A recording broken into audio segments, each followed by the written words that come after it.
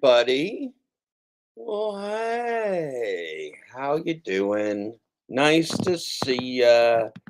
Wanted to just have a little late night fun, little late night business, little late night business fun. Let's see who's with us right now. We got a couple fellow folks in the chat. I was gonna say fellers because I assumed it was a sausage party. Then I caught myself and I thought, well, this is Friday night. Some of our fellers may have themselves some ladies, and some of our ladies may have themselves some fellers, and some of our fellers may have themselves some fellers, and some ladies may have themselves some ladies. It's all fine. We hope that you are having a wonderful Friday night. By we, I mean me and my alter ego, Dad Dash. So we're going to start off here. We're just going to jump right into it while we're getting started. It's going to be a rip roaring Friday night. Damian Blaze, hello, hello. Mr. Flexi Pants is talking about you on his lounge alone right now. Well, that sounds terribly lonely, Damian Blaze. That is terribly sad, terribly lonely. I am crushed on behalf of our friend, Mr. Flexi Pants. Mr. Flexi Pants. Let's go straight to the show. We're going to we're going to waste no time up here today. We're going to just get right to the main event. So what we're going to do right here, we are going to start off. We're going to talk to let's see here. Okay. We're going to review the talk that we had with Tony Shu, and then we're going to continue on the video where we left off. This is very important. We all love Tony Shu, and we like to spend our evenings with Tony Shu. This should be a good time. And then we've got other surprises. You never know where we'll go. We're just getting started. It is late night. Get yourself a nice cold drink. Get yourself something comfortable. Put on your bunny slippers. Enjoy all our friends here, and let's have a good time. Let's have a good time. Let's have a good time all the time. Okay, so let's go ahead and play this. We're going to do a live in-person debate with Tony Shu, and we are going to on our side today, on our side of the aisle for Team Truth and Transparency is the Harry Campbell. So we got the Harry Campbell on the left side of the screen. We got the Tony Shu on the right side of the screen. On the far side of the screen, we got yourself the host of the show. Okay, here we go. Years pretty much every day. I mean, most of us didn't have a background in logistics or in delivery, and so to us, understanding all of the details and by doing every activity, whether it was deliveries, creating menus, performing customer support, everything in between, that was, how we got to really understand, the guts of this operation. Okay. So I can't even get through the intro. I could critique everything that he just said as total and complete bullshit, but we're not going to do that yet. We're going to do it the long way. We're going to do it the hard way. We're going to play the long game. We're going to play the Dad Dash long game because we need to understand. Look, this is the leader of the company that is the leader of corporate AI development on planet Earth, the global monopolizer of the app slavery market, the inventor, the father, the birthplace, if you will, of corporate app slavery. All right, so we got to pay attention. This is important. And just because I'm using this wonderful Dad Dash voice with all the hominess and all the love that I can provide to you, even maybe more love than I can provide to you, we're very serious about this. So we're going to be very serious with the Tony Shu. Okay, he's our CEO. He's our leader. He's on the board of directors for Facebook. He's got a master's degree in business from Stanford University. He founded this operation called DoorDash as a part of the famous Startup Garage class at Stanford Business School. And then they went into a competition called Y Combinator. And Y Combinator is where you get yourself birthing unicorns. That's where you get lots and lots and lots of hundreds of millions of dollars, turn yourself into a unicorn if you're one of the prize winners. Now, why would some stupid, shitty food delivery company get billions of dollars of or get millions of hundreds of millions of dollars investment till it was a fucking unicorn? Well, that's a very good question. That's a very good question. Well, now you know the answer, don't you? Because you're awake now, because they looking to corner the market on app slavery. So we already know that. Now that we know something over here, we can use our hindsight and we can look back at the Harry Campbell. Talking to the Tony Shu and the Harry Campbell and the Tony Shu talking back and forth, that we might learn something that we didn't see before. I haven't watched this in a long time, so I'm kind of excited. That we're going to watch Harry Campbell over here and Tony Shu over here, and we're going to learn something. All right, let's go. So I'm sitting here with Tony Shu from DoorDash. I'm excited to chat. You guys have just made a bunch of big announcements. So okay, so the fourth guy that opted out is named Evan Moore, and Evan Moore still exists. You can find him on Twitter. You can find him on the internet. His name's Evan Moore, and I don't know why he left the corporate dark enterprise of DoorDash. One could only speculate, but the guy seems to do more kind of better things in the world than DoorDash, if you know what I'm saying.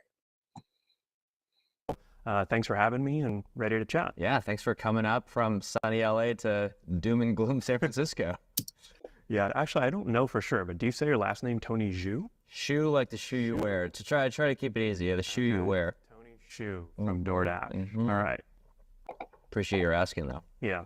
Okay, so if I was like an FBI, sociology or calculus watcher, watch what he does here, and you tell me how that makes you think. What that makes you think. Let's make me a little smaller and our stars of the show a little bit bigger. All right, so here we go. Now look at this. Watch what happens here. This is what, if this was, let's imagine it's an interrogation. It's actually a softball interview, but let's pretend it's an interrogation. We're going to pretend it's an illusion. Last name Tony Shu? Shu like the shoe you wear. To try to keep it easy. Yeah, the shoe you wear. Tony Shu from DoorDash. Mm-hmm. All right. Appreciate your asking, though. Yeah. You guys just celebrated. We got into it. Okay. I guess you were out. Now that was weird. Did you see that? Did you see how it just jump cut? How like they actually jump cut from him looking pissed off and taking a sip out of his mug? I never noticed that before. That was fucking weird. That was really weird. Did you notice that? That was funny. Watch this. I guess you were out there on the front lines doing delivery. For the first 2 years, my co-founders and I literally worked out. Well, it's 10 years. In June. Yeah. You guys just celebrated your. Excited to chat. You guys have just made a bunch of big. And so the first 2 years, pretty much every day. I guess you were out there on the front lines doing delivery. For the first 2 years, pretty much every day. I mean, most is creating menus with. Tony Shu from DoorDash. I'm excited to chat. You guys have just made a bunch of big announcements. So thanks for having me and ready to chat. Yeah, thanks for coming up from sunny LA to doom and gloom San Francisco. Why do I feel like he hated this first question? And they cut and told this guy not to ask Tony how to pronounce his name anymore. Yeah, actually, I don't know for sure, but do you say your last name Tony Shu? Shu like the shoe you wear. To try to keep it easy. Yeah, the shoe you wear. Tony Shu from DoorDash. Mm-hmm. All right. Appreciate your asking, though. Yeah. Does he? Did he appreciate him asking? Did he appreciate him asking, though? Did he? We're doing a psychological analysis. This is the calculus of sociology there, Brian. I don't think he actually appreciated the question as much as he said he did. I don't think he appreciated the ask, if you will. All right, well, let's keep going. I'm liking this already. Shoe like the shoe you wear. To try to keep it easy. Yeah, the shoe you wear. Tony Shu from DoorDash. Mm-hmm. All right. Appreciate your asking, though. Yeah. Okay. You guys just celebrated your 10-year, I guess, what do you call it? A milestone announcement? We called it a Dashiversary in terms. But yeah, it's our birthday. We Oh. launched on June 21st of 2013, and so last week we celebrated 10 years. Awesome. And for those Dashers who, maybe weren't around 10 years ago. What was it like 10 years ago? Why'd you start the company? And Okay, so now remember what we're going to get now is a fantasy story about starting a company with noble ideals of serving food to humanity and providing infrastructure for you. But Tony Shu is actually a human tapeworm. Tony Shu is like climbing down your throat right now, just like look, look, look, look. Tony Shu, you deep throating Tony Shu right now. Tony Shu is a tapeworm, and you're deep throating him. He's climbing right down into your intestines to be a parasite for you. And he's going to tell you this story about how he met your mother. Okay, the parasite wants to tell you the story like, hey, here's how I met your mother. Okay, you ready? you know, what did they miss 10 years ago? Well, 10 years ago is certainly pretty different from where it is today.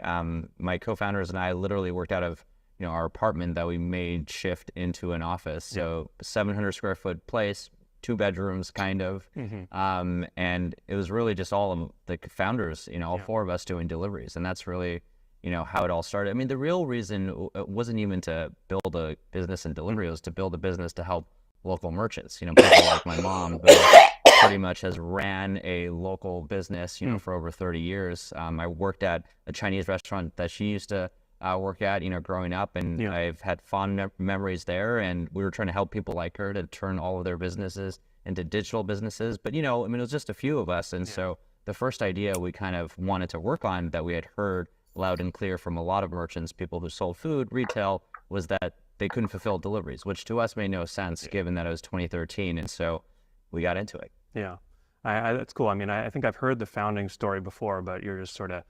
Let's look real quick again. Kevin the Troll, remind us, we want to make sure we know what date this was done. So this was 3 months again. Thank you, Kevin the Troll. Thank you, Kevin, the DT designated troll. Kevin's our designated troll right now because the other side is so weak. The other side of the aisle is so awful and weak they can't even troll us properly anymore. So we have asked Kevin to be the designated troll. We only have 1 troll at a time. We do not have DTDPs around here. We do not have DTDPs. We do not have designated troll double plays. We will not have them. We cannot have them. We have 1 designated troll at a time. Kevin is the DT. We will not ever have DTDPs. You have my word on it. Even if we get Torque, we won't have a DTDP. Even if we get Torque, we'll just back one of them off. So we only say one.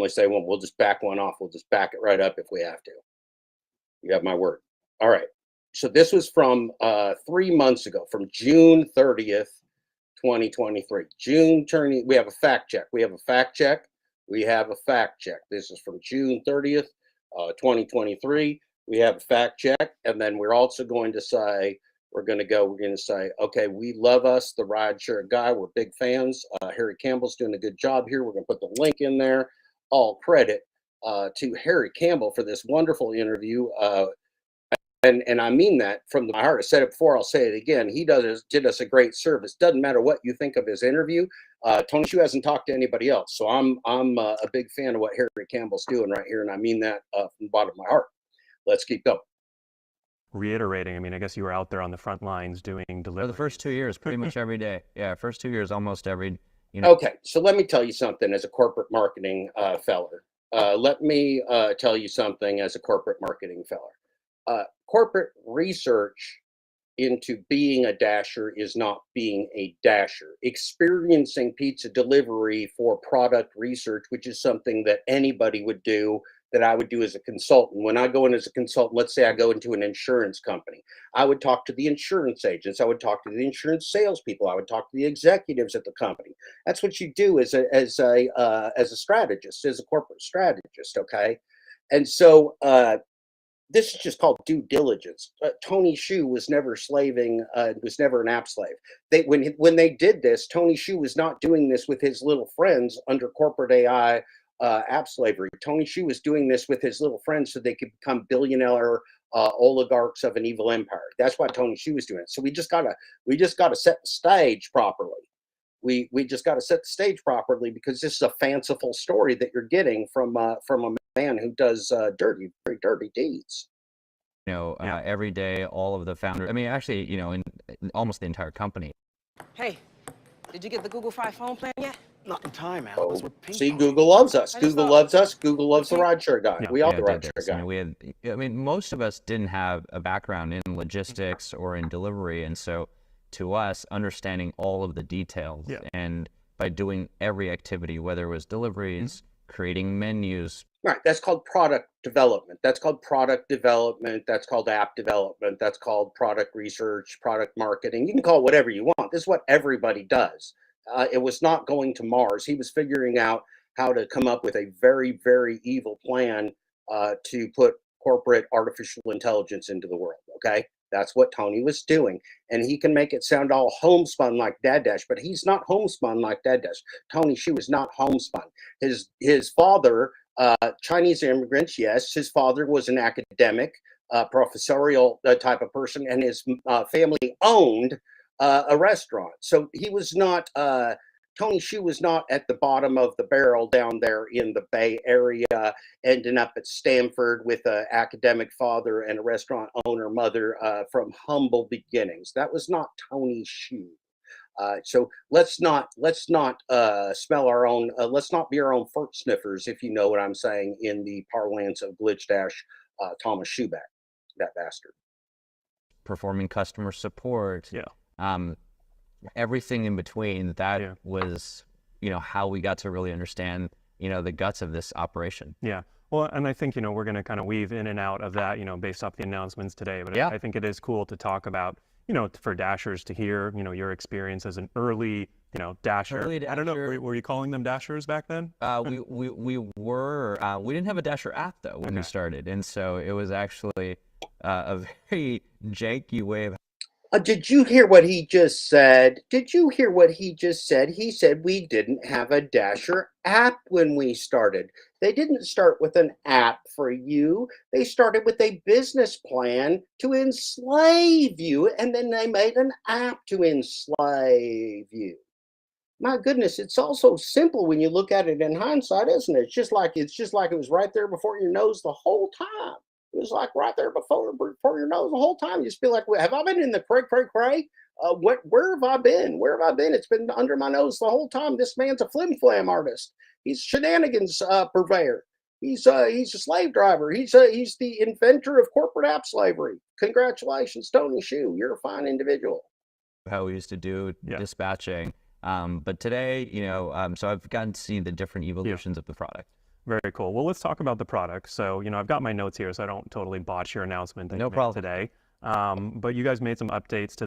Oh boy, you don't want your Harry Campbell botching your announcement. Sound like Harry Campbell might have the pressure on him, man. I'm starting to feel sorry for Harry Campbell. I'm getting more respect for Harry Campbell every minute that we're going through this.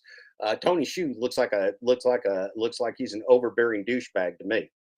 Maybe dick bag, douchebag. You can choose which kind of bag you think he is. You can put dick or douche in the chat if you want to suggest which one Tony Shu is. Is he a dick bag or a douche bag?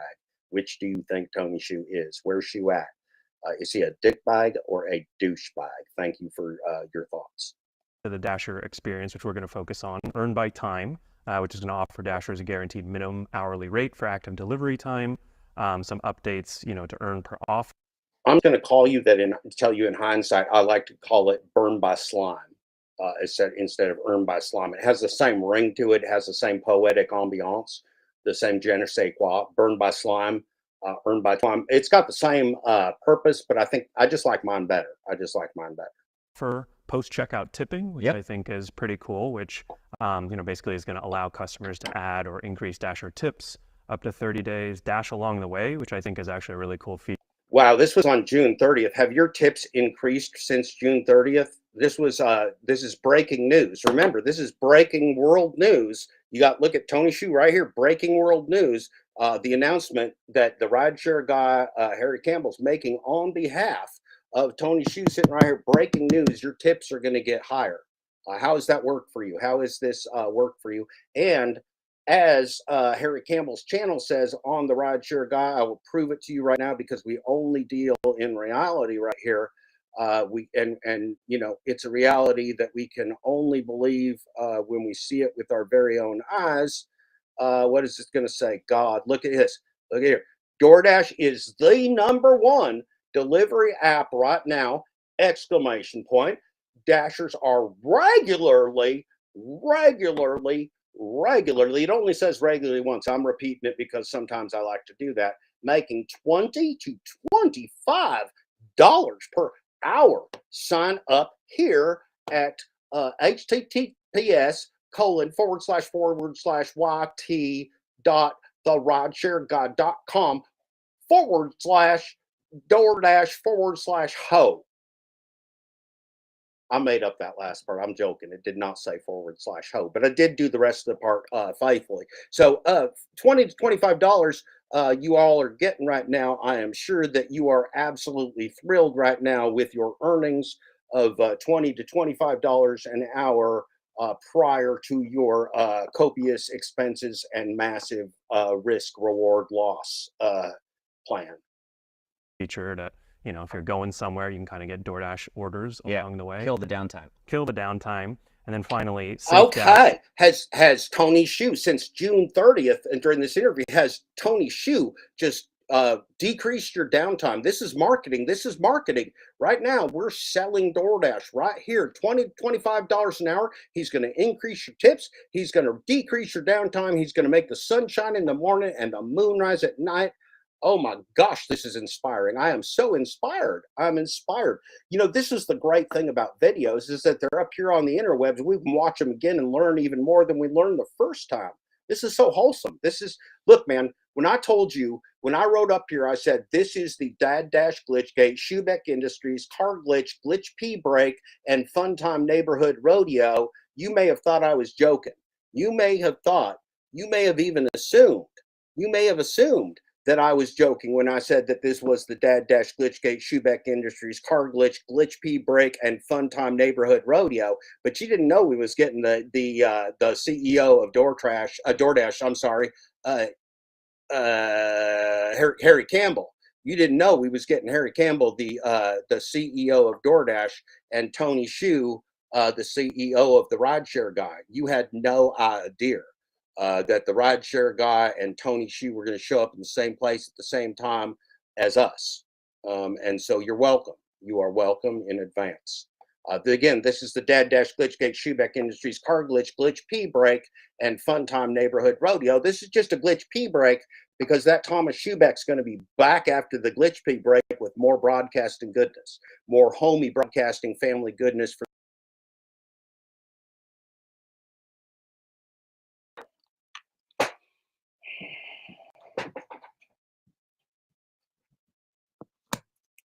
Oh, no, what did I do? I screwed up. It is difficult to solve. It's very hard. We'll be right back where when you get to 100,000 gig each on rider. I do. So if you're, man, that's a lot of hind tit sucking. Regularly, it only says regularly once. I'm repeating it because sometimes I like to do that. Making $20 to $25 per hour. Sign up here at https://yt.therodshare.com/DoorDash/ho. I made up that last part. I'm joking. It did not say /ho, but I did do the rest of the part. $5 an hour prior to earnings. Now, I am sure that you are absolutely thrilled right now with your earnings of $20 to $25 an hour prior to your copious expenses and massive risk reward loss plan. Feature that, you know, if you're going somewhere, you can kind of get DoorDash orders along the way. Kill the downtime. Kill the downtime. And then finally, okay, has Tony Xu since June 30th, and during this, has Tony Xu just decreased your downtime? This is marketing. This is marketing. Right now, we're selling DoorDash right here, $20 to $25 an hour. He's going to increase your tips. He's going to decrease your downtime. He's going to make the sun shine in the morning and the moon rise at night. Oh my gosh, this is inspiring. I am so inspired. I'm inspired. You know, this is the great thing about videos, is that they're up here on the interwebs. We can watch them again and learn even more than we learned the first time. This is so wholesome. This is, look, man, when I told you, when I wrote up here, I said, this is the Dad Dash Glitchgate, Schubeck Industries, Car Glitch, Glitch P Break, and Fun Time Neighborhood Rodeo, you may have thought I was joking. You may have thought You may have even assumed, that I was joking when I said that this was the Dad Dash Glitchgate Schubeck Industries Car Glitch, Glitch P Break, and Fun Time Neighborhood Rodeo. But you didn't know we was getting the CEO of DoorDash. I'm sorry, Harry Campbell. You didn't know we was getting Harry Campbell, the CEO of DoorDash, and Tony Shu, the CEO of the rideshare guy. You had no idea that the rideshare guy and Tony Shu were going to show up in the same place at the same time as us. And so you're welcome. You are welcome in advance.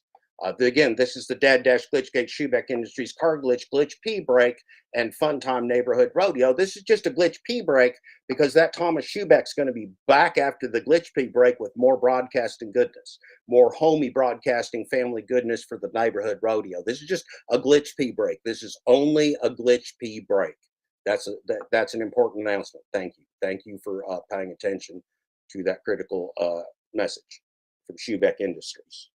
Location sharing, which remember, Schubeck Industries is our one and only sponsor. At Schubeck Industries, we give to you what you give to us, and then we give it back to you. Our motto, and that's our motto. We're a very giving company. We lead the latex industry. We lead the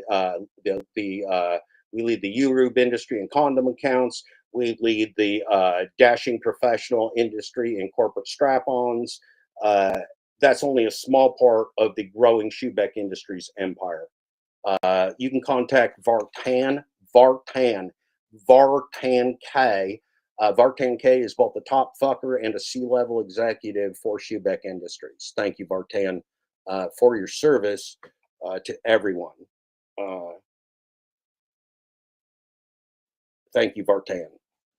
What was Wild Alaska? I would just say Alaska does not consider tips as wages. In reality, a driver earns around $5 to $8 an hour. That is inspiring. Since what is it? Hey Cody, what's a gallon? Well, that was just wonderful. That was very exciting. That was a wonderful lead into our show. Spending a little bit of time learning about our good friend Tony Shu, our leader. Millie, what's going on tonight? How are you, Millie? How is one of our most favoritist members of the Sausage Party, Millie B? Great to see you here. Well, tonight, I don't know what we're doing. You know, I was sitting around, quite frankly, and I'm thinking, what's that Thomas Glitch Dash Schubeck doing? What's he doing? Is he, I took myself a nap, real good nap. So hard, man. I slept so hard that I actually thought, when I woke up, I thought, is it the morning time? Is it the middle of the night? And it was not. It wasn't. It was more like 9 o'clock. And so I thought to myself, well, what's Thomas doing? And I looked, and Thomas wasn't doing anything. He was posting a whole bunch of chat stuff, very interesting chat stuff, all kinds of stuff. Look at the Schubeck community posting. In fact, let's look at that. That's a wonderful idea, Jeff. Now that you're talking about it, let's look at that Schubeck community, the growing Schubeck Industries community of Glitch Dash. Let's see, who is this?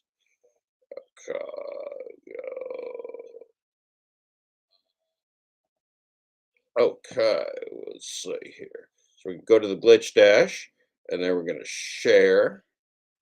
We're going to share screen. We're going to go to the Glitch Dash. We're going to share. Excellent. This is exciting. I think it is. Yes. Okay, so there's a Thomas Glitch Dash Schubeck. Let's go to his community page. Let's go to his community page for the page. Now, this is interesting. I'm familiar with this kind of thing as well. It looks like somebody is kind of a glitch dick situation. Somebody, George O. Robinson 9019er, to whom it may concern, Knuckle Dick. You won't be getting any answers here, says Thomas Glitch Dash Schubeck. They call me Glitch Dash. Once again, to reiterate, you sent an email containing a veiled threat, period. You dipshit. Thusly, your every word will always be meticulously recorded here, but never acknowledged. You've excluded yourself from participating on this channel. Understand that. Now, as I've said, you've continued to be a good knuckle dick by choosing not to attempt to send any further threats. That's good behavior, knuckle dick. You gonna get a gold coin for that at the end of this. Plus, you'll have a much more positive experience on the internet when you don't break the law. Keep your nose clean, kid. See, I never lie. See, that's a lovely message. That is a lovely, caring message from Glitch Dash. I like that message. Very nice message. Very nice message. Well done, Glitch Dash. Let's see see. Glitch Dash. Thomas Schubeck's a wonderful, wonderful pen pal. He's a wonderful pen pal. Your driver Mike. Now remember, your driver Mike is actually played by Matt. Mark, the third of the Mike triplets, is kept in reserve. We do believe Mark could be the star of the three, the final of the three of the Mike triplets born, but Mark is kept in reserve for a later time. They want to keep, Mike's in hiding, Matt plays Mike, Mark is the reserve. Okay, so what did the Glitch Dash say? Glitch Dash said, now that's a good picture of Mike. This is a good picture of Mike. I'm not going to say he's got hair on the level of Kevin, but Mark is working on it in the closet. Now, this is Matt playing Mike, not Mike, but for all intents and purposes, as far as you're concerned, it's Mike. So Mike's hair looks good, not great, looks good, not great. Watch my first ever Flex retail delivery shift here. That is okay. And then they call me Glitch Dash. Thomas said, it's crazy how we never actually see you ever physically do an order. Weird. Yeah, so that's, okay. And so I made a comment. Because I also love this storyline of the gig economy. Also a huge fan of this storyline. Matt's a great Mike. And by the way, Mark may be great. So there's a lot of hope. I eat popcorn. I think about it. Watching the Mike triplets is one of the great joys of the gig economy, as I said. Now, Mr. Flexi Pants, what do we got here? Oh, this is something. This is something regarding me, Mr. Flexi Pants. Okay, so Mr. Flexi Pants. Okay, so Mr. Flexi Pants sees me. This is me getting arrested. That's exciting. There's me getting arrested. That's a real nice looking cop. Real nice looking cop. There's a guy now. Flexi Pants gets very upset because this guy, this person, my friend here, has a beard and a dress. That upsets Flexi Pants. Flexi Pants gets apoplectic about a man in a dress. Now, Flexi Pants also noticed that somehow there were arrests that occurred with members of Antifa and other supporters of the Proud Boys. So that crowd out there. Now that wasn't these people. These were the people's protesting. Arrests occurred amongst the crowd. But see, Flexi Pants is illiterate. So Flexi Pants thinks if it says Antifa in an article and people got arrested, then those people must be Antifa. Flexi Pants does not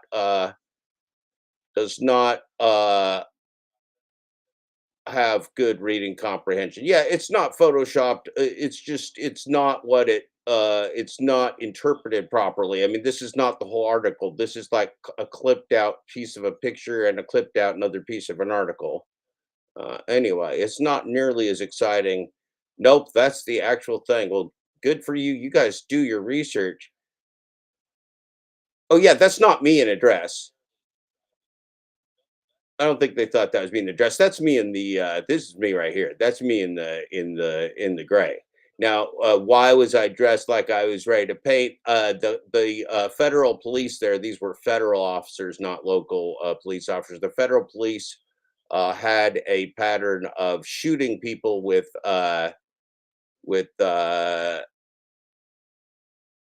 like paint capsules or something, whatever, pepper bullets, whatever, causing injuries and a lot of pain. So I was wearing my goggles and my stuff in case they decided to shoot us before they peacefully arrested us. Thankfully, they did not shoot us. It was wonderful. It went really well. It went really well.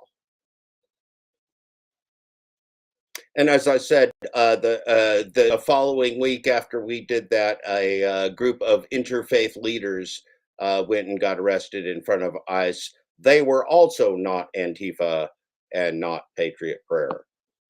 Flexi Pants may think that because they got arrested, they were also Patriot Prayer or Antifa, but they were not.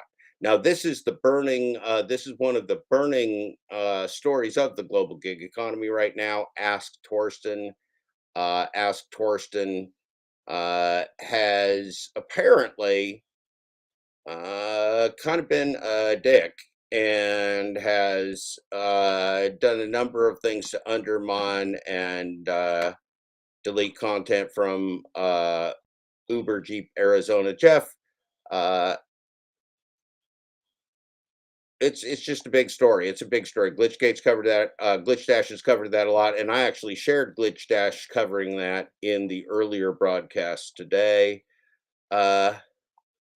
More George Robinson, Sin City Deliveries. Wow, now this one, these folks, these are unrepentant fraudsters here, right? These folks, Sin City Deliveries has continued to push forward with their activities. Now, Hoffy RS says, I love how he calls cherry pickers, parentheses, cherry bitchers, parentheses, but he was cherry picking with the glitch. Laugh my fucking ass off. Such a fraud. That is absolutely true, Hoffy RS. Glitcher is a huge fraud. It's just performance art of some weird and useless type. The truth always comes to light. It does. It does eventually. Truth plays the long game. Truth plays that long game. Wow, more from George Robinson. Being inappropriate. Wow, don't do that. Don't be like George Robinson. Okay, so that's what's going on in the Glitch Dash community. Now let's see if we go to Glitch Dash Live. We do know we're all looking forward to. Everybody has planned for their Halloween the amazing Glitch Dash Thomas Schubeck upcoming 24-hour live spooky Halloween gig worker ride along and hang out with your host Glitch Dash. Now this is not a commercial, but this is an advertisement. Hello, Vartan. Hello, Vartan. Thank you for smoking the Zaza for me, Billy B. Appreciate it. Vartan, very nice to see you, my dear son. One of the key leaders, one of the key executives, one of the pillars of Schubeck Industries, our latex department, sponsoring executive. Thank you, Vartan. Thank you for all that you do for the world of corporate strap-ons, condom accounts, and all other latex properties and products for the global gig economy. Thank you, Vartan. Always nice to have you with us, sir. So again, you're going to want to mark on your calendar. I mean, I know many of you may be dressing up for Halloween, being in costumes. You know, I think we're going to have to figure out a way that we share pictures, that whoever is on this 24-hour live stream, that you can send in a picture somehow of your wonderful Halloween costume. Or if you have no costume at all, you should probably make a face like me or Thomas Schubeck. Anyway, I don't know. Thomas probably has a lot of things saying, but I'm very excited about it. You can see I am already, Thomas has already got the popcorn and the pumpkin ready for us. I am already subscribed. I've already liked the stream. I'm very, very, very excited about all of this. Thank you, Thomas Schubeck.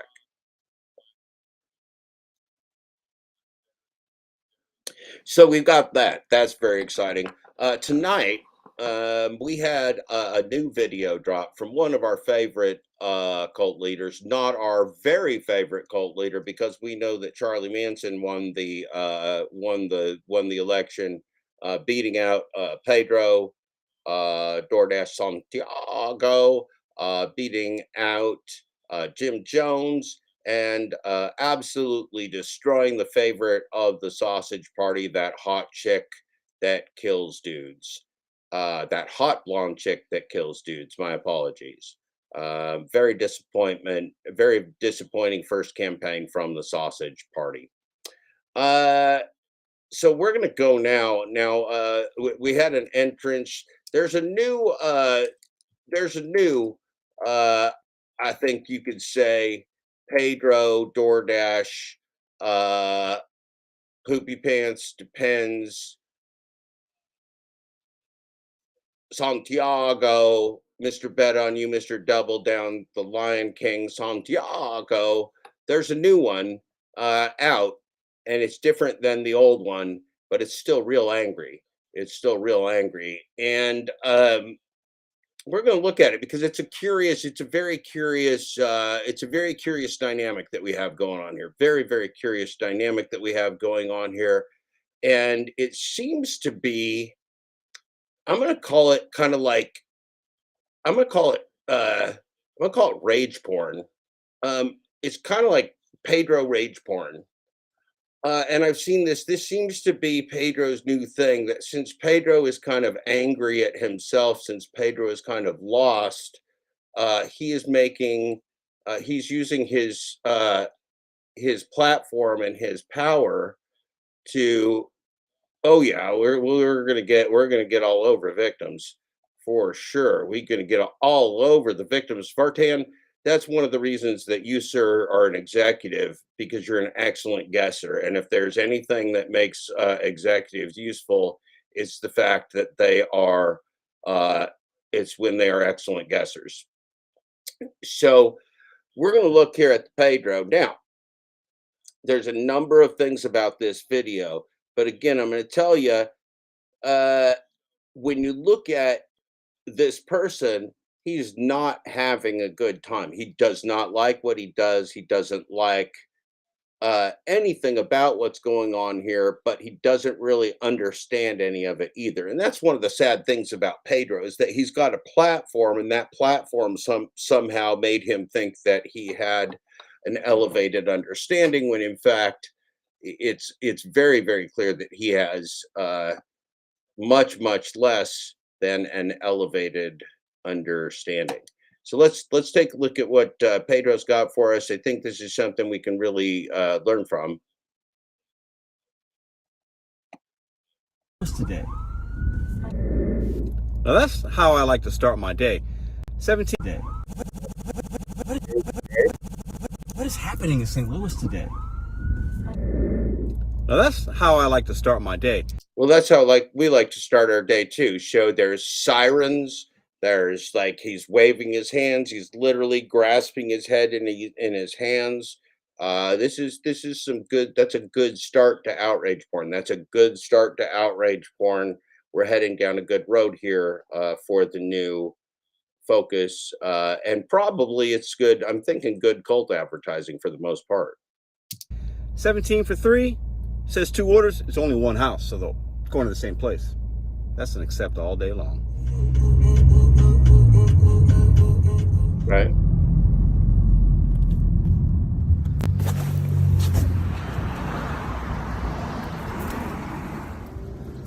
So let's do this quick ride along, make a little bit of money, hit a little bit of traffic.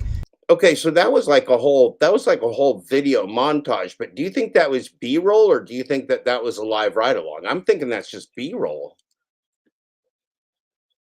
Yeah, Millie B. I think that's just B-roll. I don't think that was. I just think we just saw B-roll of not even the actual dash. Let's go back to bopping.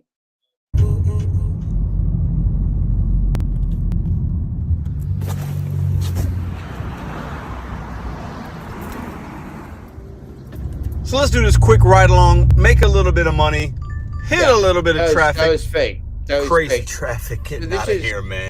production value, Vartan. This is production value. This is Pedro is offering production value. So, I mean, I guess that's something, but is that really leadership? Is it leadership to, put your B-roll in there and pretend that that's real video? Let's see that just a little bit slower. I'm just curious. It just seemed lame to me. I'm just tired of this kind of stuff. Tired of this kind of content.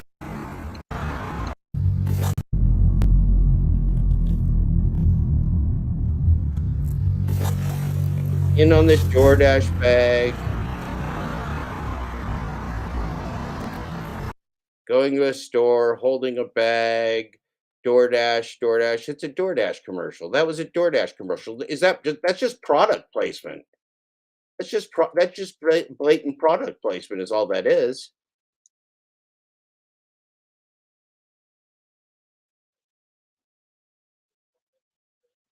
He never pressed accept. Yeah, this is just blatant product placement. Look at all that. Oh, that's beautiful, man. Gotta love the Pedro DoorDash Depends Poopy Pants Santiago, Mr. Bet on You, Mr. Double Down the Lion King Santiago for the B-roll and the absolutely silly product placement. But he doesn't take money from DoorDash. He's never gotten any money from DoorDash. He just loves it. He just loves it personally on a personal level. So let's do this quick ride along, make a little bit of money, hit a little bit of traffic. Crazy traffic getting out of here, man. Oh, Lord. Yeah, I'll do that. So yeah, that $14 order, look at the base pay on that. Crazy $6 base pay, no peak pay, $8 tip. Let's do the $6.25 plus at Panera. We were right down the street. But okay.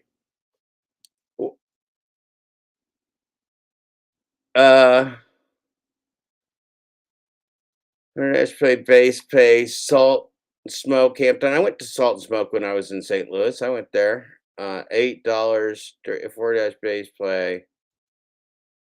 So he's doing an earn per offer. Okay. Peak pay, $8 tip. Let's do the $6.25 plus at Panera. We were right down the street. Let's make this money. That person can't drive. Oh, they're sending us another order. Let's take a look. Oh, yeah. $6.50. Oh, so it's plus $6.50 plus. So it's double plus. That must be like the calculus of sociology, Vartan. Is that the calculus of sociology? Like put a plus at each end. So the double plus dollars and $6.50 plus, and then total be higher. So this is like plus total higher. This is, I think, how you get testicular overpay, Vartan. This is the kind of thing. Now, the other thing, Vartan, is look at this, Vartan. Look at this right here. This is a high paying offer, not a high paying offer, a high pay offer. It is also a diamond. It is a diamond with both a red fleck and a kind of a darker teal star. Now, this is confirmation. This is very exciting. Not only is $6 plus $6.50 plus total will be higher. Not only is that a diamond and a high pay offer, your high ratings gave you priority for this offer over something else. You had priority over something. We do not know what your priority was over, but you had it, and that is amazing. I can see why Pedro is so excited about this order. 2.4 miles for $6.50, and you could actually potentially hit the lottery here if this was a lottery game. But since it's not a lottery game, you can't hit the lottery. However, you have many opportunities to have addition signs on your phone. Okay. Yes, I'll do a plus 650 plus. That plus sign means it's going to be more. I don't know how much, which I don't love. Okay. Yeah, I'll do plus 650 more because the plus means plus, and I don't know how much, but and I don't like that. But okay, so Pedro's nailing it, right? Pedro's just nailing it at this point. He understands the whole dynamic of the game. That's why I get so much confidence in watching the Pedro. Okay, here we go. Oh, they're sending us another order. Let's take a look. Oh, yeah. Wow, that was a lot of excitement. Okay. Yes, I'll do a plus 650 plus. That plus sign means it's going to be more. I don't know how much, which I don't love. This could be only 25 cents more. So the plus means it's going to be more? Okay. All right. Okay. But it doesn't matter because the miles to money is good. The miles to money is good. Okay. Okay. All right. Yeah. All right. This is strong stuff. This is strong stuff. I mean, here's the problem is that we're like a minute and 5 seconds into the video and everything fascinates me. Like this whole thing is just so fascinating. Yeah, I think this is like almost a exploding testicular overpay. It is true. Here we go. Let's keep going. Okay. As you see, I'm here. The first drop off is, look, first house is like, it's basically, it was 0.9 miles. And we're going to go another 2 miles there. That's all day long. Let's do this. All day long? I don't know, man. At Breadco. Y'all call it Panera. We call it St. Louis Breadco because it started in St. Louis. There's one.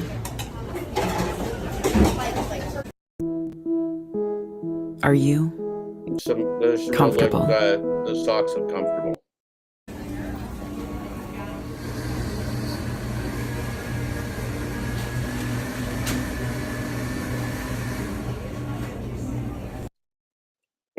Wait, what? A green goddess caprese melt and a pick 2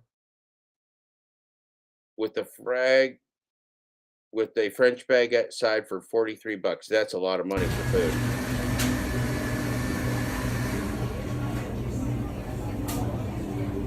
Okay. We got both bags. Look at these prices. That took way longer than need to. $43 for a caprese melt, a pick 2, a lemonade, and a piece of bread and some chips.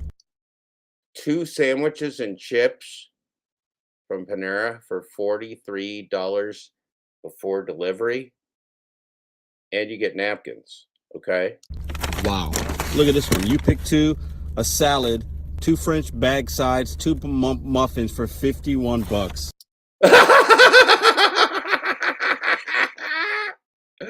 You're gonna get 2 muffins. You can get 2 muffins and a couple sandwiches for 50 bucks.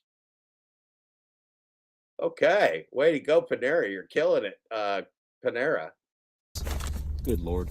But what are these going to pay out? I don't know, but that's expensive lunch for very little food. That's appropriate because I want to talk about this Chick-fil-A thing and what I think is going to be happening. Many of you guys have sent me these stories.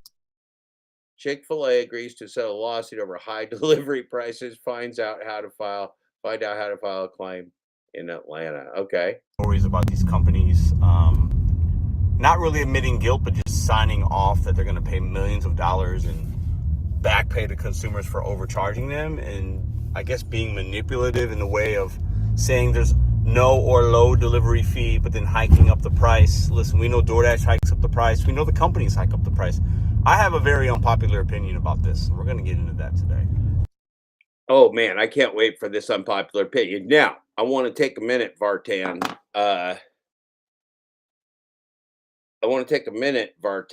Look at the sun shining through the Jesus hair right now. This is like, we stopped on the right frame. This is beautiful. That's a beautiful picture of Pedro. If anybody wants to take a quick screenshot, go ahead. I'll go ahead and pause for you, Vartan. If you want to take a quick screenshot. You look great. His hair looks fabulous. Look, if you could touch $20, an extra $20 to touch that hair, yeah, the unpopular opinion, he's going to run train on some victims, Vartan. That's what next up. We're going to start running train on victims, but first we gotta appreciate the hair. All right, here we go, Vartan. y'all know me. I have unpopular opinions. I don't just go with what everybody feels and all that. I go on my gut, and I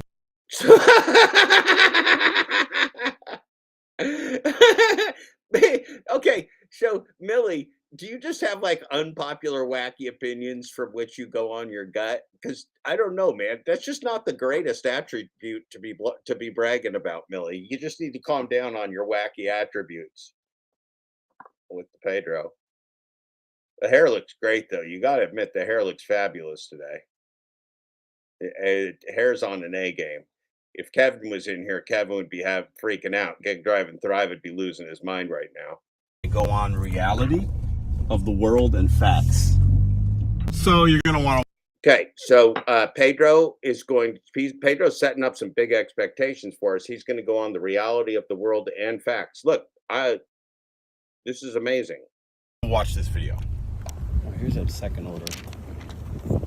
I should not have taken. That's Pedro Jizz. Wait for. That's Jizz. That's a new hair product, Vartan. We broke that story earlier today. We had a product announcement. That's hair Jizz. Worst decision I made in a while. It's costing me money to do this, but it is what it is. Bad idea to accept that stack. Yeah, 766. Okay, so let's look at for some people might not be so familiar with how DoorDash does business, because it's sometimes you need spreadsheets, Vartan, to really get the economics of this situation down. Okay, so first of all, yeah, it's not a product of Shoeback Industries. They're trying to be self-sustaining, Vartan. They're trying to be self-sustaining on the hair jizz, on the Pedro's called hair jizz. They don't want to be dependent on anybody if the apocalypse comes, if they got to go to like a desert island, or if they got to go to a tropical island. They don't want to have to worry about hair products. So they're going self-sustaining on that. We broke that news earlier today, Vartan. I know there's a lot going on in the gig economy. Thank you for asking. Now, let's analyze this. So the base pay, whopping $2. That is really the foundation for a career. We call it base pay because it's the base, it's the foundation for everything that a dasher does to make money from a company that doesn't know them. Now, customer tips. This is where it gets exciting. We saw that was a 40-something dollar order, right? That was a 40-something dollar order.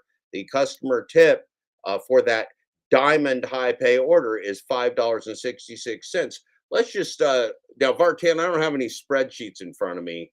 I don't have any spreadsheets on me right now, Vartan, but let's just thumbnail this thing. Let's just call it like 566 divided by let's just call it $6.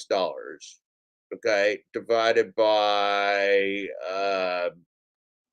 what? I can't even think right now. 6 by 8 is 48, right?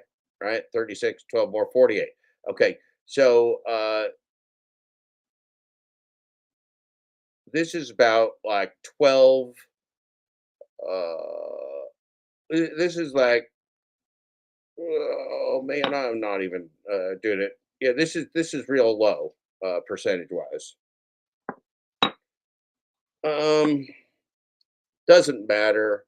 The entire thing 766. Now, answer me this. Okay, so look at this math. Who does business like this? You got $2 plus 566 equals 766, which is over a amount of 650, which is crossed out. And then it says total is higher than the 650 showed. So it shows you 766, then it shows you 650, then it shows you 650 again. So it's giving you just like 3 different opportunities to understand. This is how you get testicular overpay, Vartan. You see this? Do you see this, Vartan? Do you see how you get testicular overpay? Because every time they're going to give you $1.16 gambling winnings. You gambled and you won $1.16, Vartan. And so that just starts that testicular overpay, the testosterone just starts raging in the system. And then you look back and you remember, hey, they only promised 650. I'm a winner. I got 766, and you get another surge. It's amazing. This is really it does make you feel good. It makes you feel so good. Hey, wow, Alaska, look at this map. This is amazing. It's diamonds, it's high paying, it's 766, it's not 650, and then it's not 650 again. See, they made this application for the smartest people. They didn't make it for stupid people. They made it for real smart people, because real smart people need this kind of spoon feeding of numbers that make no sense. Okay, let's keep going. But I wasted way too much time. You live and you learn. But sometimes when you're sitting in a parking lot and they add you one and it looks good because it's like you see all the plus signs. You see how excited I was? I had to wait for it. I could have dropped it. Uh-oh. Wait, I don't think Pedro's happy with his gambling win. What is this? How come Pedro's not happy? It was a high-paying diamond order. Wild Alaska. Pedro wasn't happy. He's doing product placements for DoorDash, but he's not happy. $2, that $2 base pay, that's the foundation to an independent business, Vartan. It's like in stores when they have sales, but with your pay. Yeah, something like that. Yeah, you're on sale. You are on sale. Well, that is absolutely true, Millie. That's what happens with the Dash Pass, right? What are they discounting with Dash Pass? They're not discounting your food. They're discounting your delivery. They're discounting your expectations of paying for delivery. They want you to have free delivery. They didn't offer you fucking free food. They offered you free delivery. That's you. You're the part that's going to be discounted. Now let's look at the skin, because Pedro is unhappy here. Pedro's unhappy a lot. There's so much going on. I'm a huge fan. I mean, there's so much going on in Pedro's videos. I really mean it, that it's almost overwhelming. Okay, let's go from here. 766, but I wasted way too much time. You live and Okay. you learn. So Pedro said it's 766, but he wasted too much time. So he grabbed it. He's like, hell yeah, all day is what he said. Hell yeah, all day, 650. It had a plus sign. It had 2 plus signs and a 650 and a diamond. And it said was a high pay order. And it said it could pay more than 650. And so Pedro's like all day. But now it's not all day. He's not happy. Why not? I mean, he won. Didn't he win? But I wasted way too much time. Oh, he wasted too much time. He wasted too much time. Well, Pedro, what kind of business is it if you waste too much time and then you lose, Pedro? Stephen Arrow, we're watching the Pedro show, and it's wild, man. Pedro is gambling and losing. Mr. Bet on You is Mr. Betting on Mr. DoorDash, and Mr. DoorDash is beating the pants off the Pedro. He's losing. Okay, let's keep watching.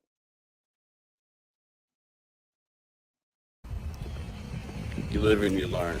You live and you learn. But sometimes when you're sitting in a parking lot and they add you one and it looks good because it's like you see all the plus signs. You see how excited I was? I had to wait for it. I could have dropped it.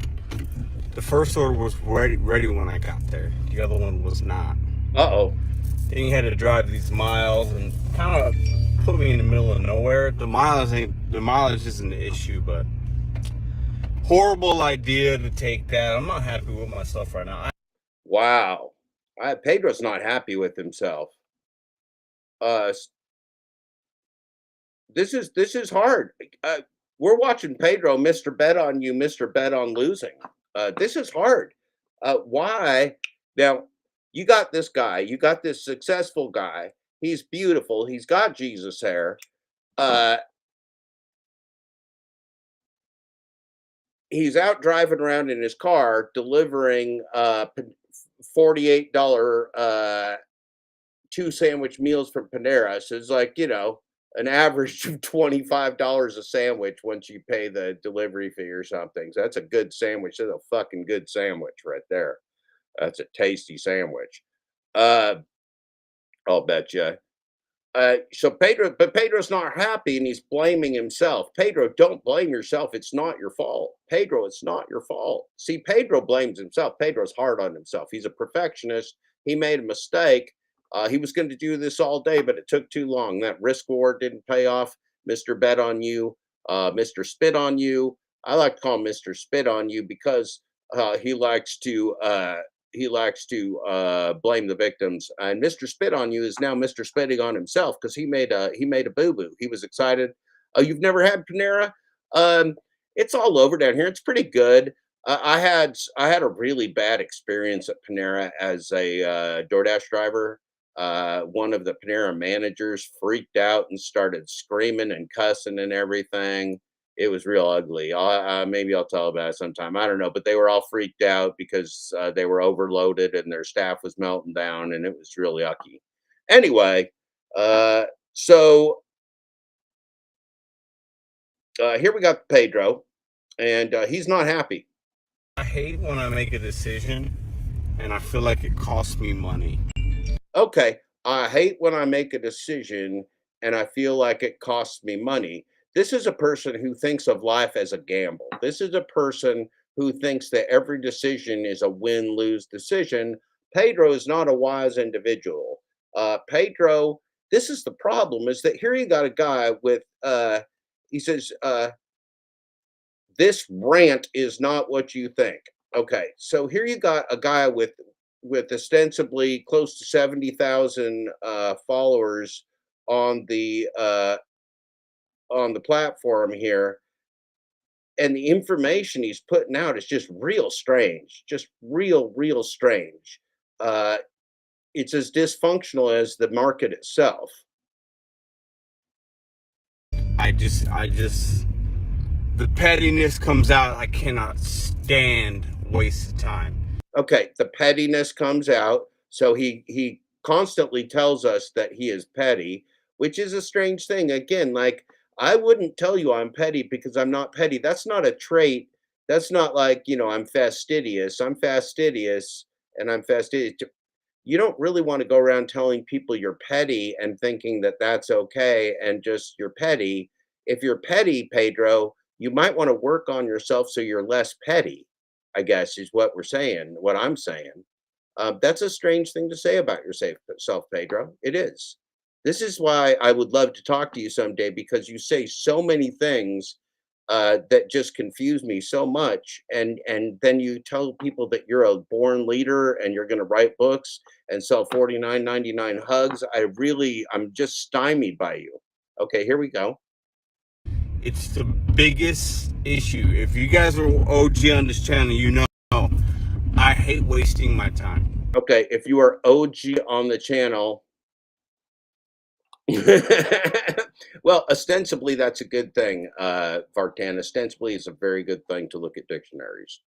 I'm glad that we could share this this moment. In this moment, he seems genuine, and I think any of us that have done DoorDash can relate. Petty isn't the right word. Defeated is more accurate. That may be. That's right. Well, see, this is the problem, Wild Alaska. This is why I get so frustrated because Pedro knows it's a shitty deal. Pedro doesn't like doing it.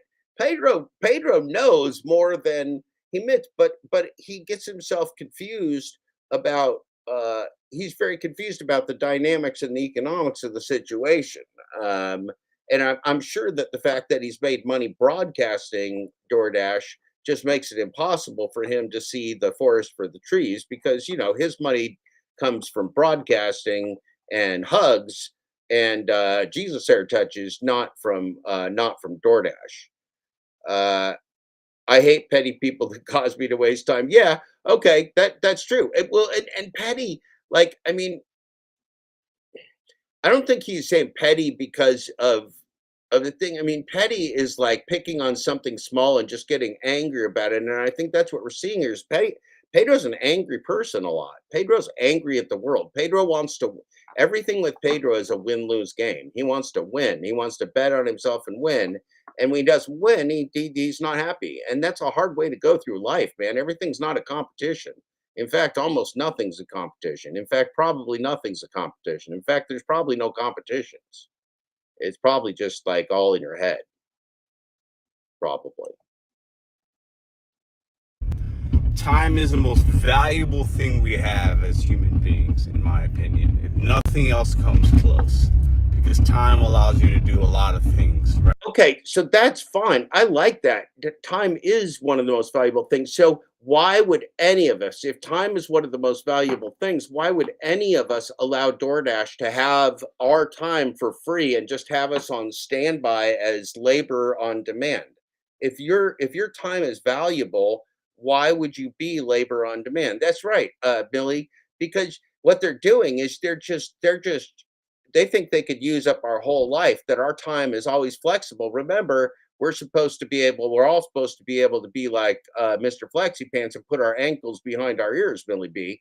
Mr. Flexi Pants is very flexy.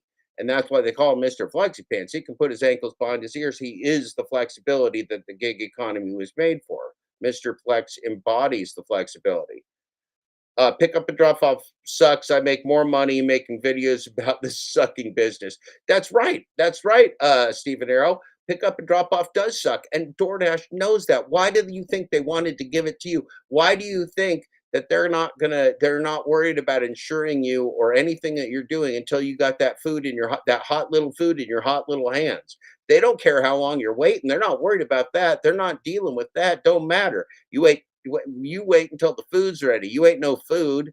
They don't care about you. They care about the food. The only thing they care about is getting that little package from the place the place where it's manufactured to the place where it's going to be consumed.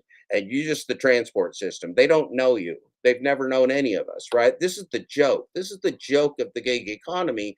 And then you get people like the Pedro that literally married the company, made himself Pedro DoorDash Santiago, added Depends for the corporate throuple, making him the Pedro DoorDash Depends Poop Depends Santiago, Mr. Bet on You, Mr. Double Down, the Lion King Santiago. That's a lot of branding, and it's because Pedro takes this so very seriously. Pedro takes everything seriously, and it's a problem. It's a problem. Let's listen some more. Right? And I'm so cringy right now. I can't even I spent an embarrassing amount of time to make. The first one went up to $6.97, so $14 and some change. I spent an embarrassing amount of time for these two fucking orders.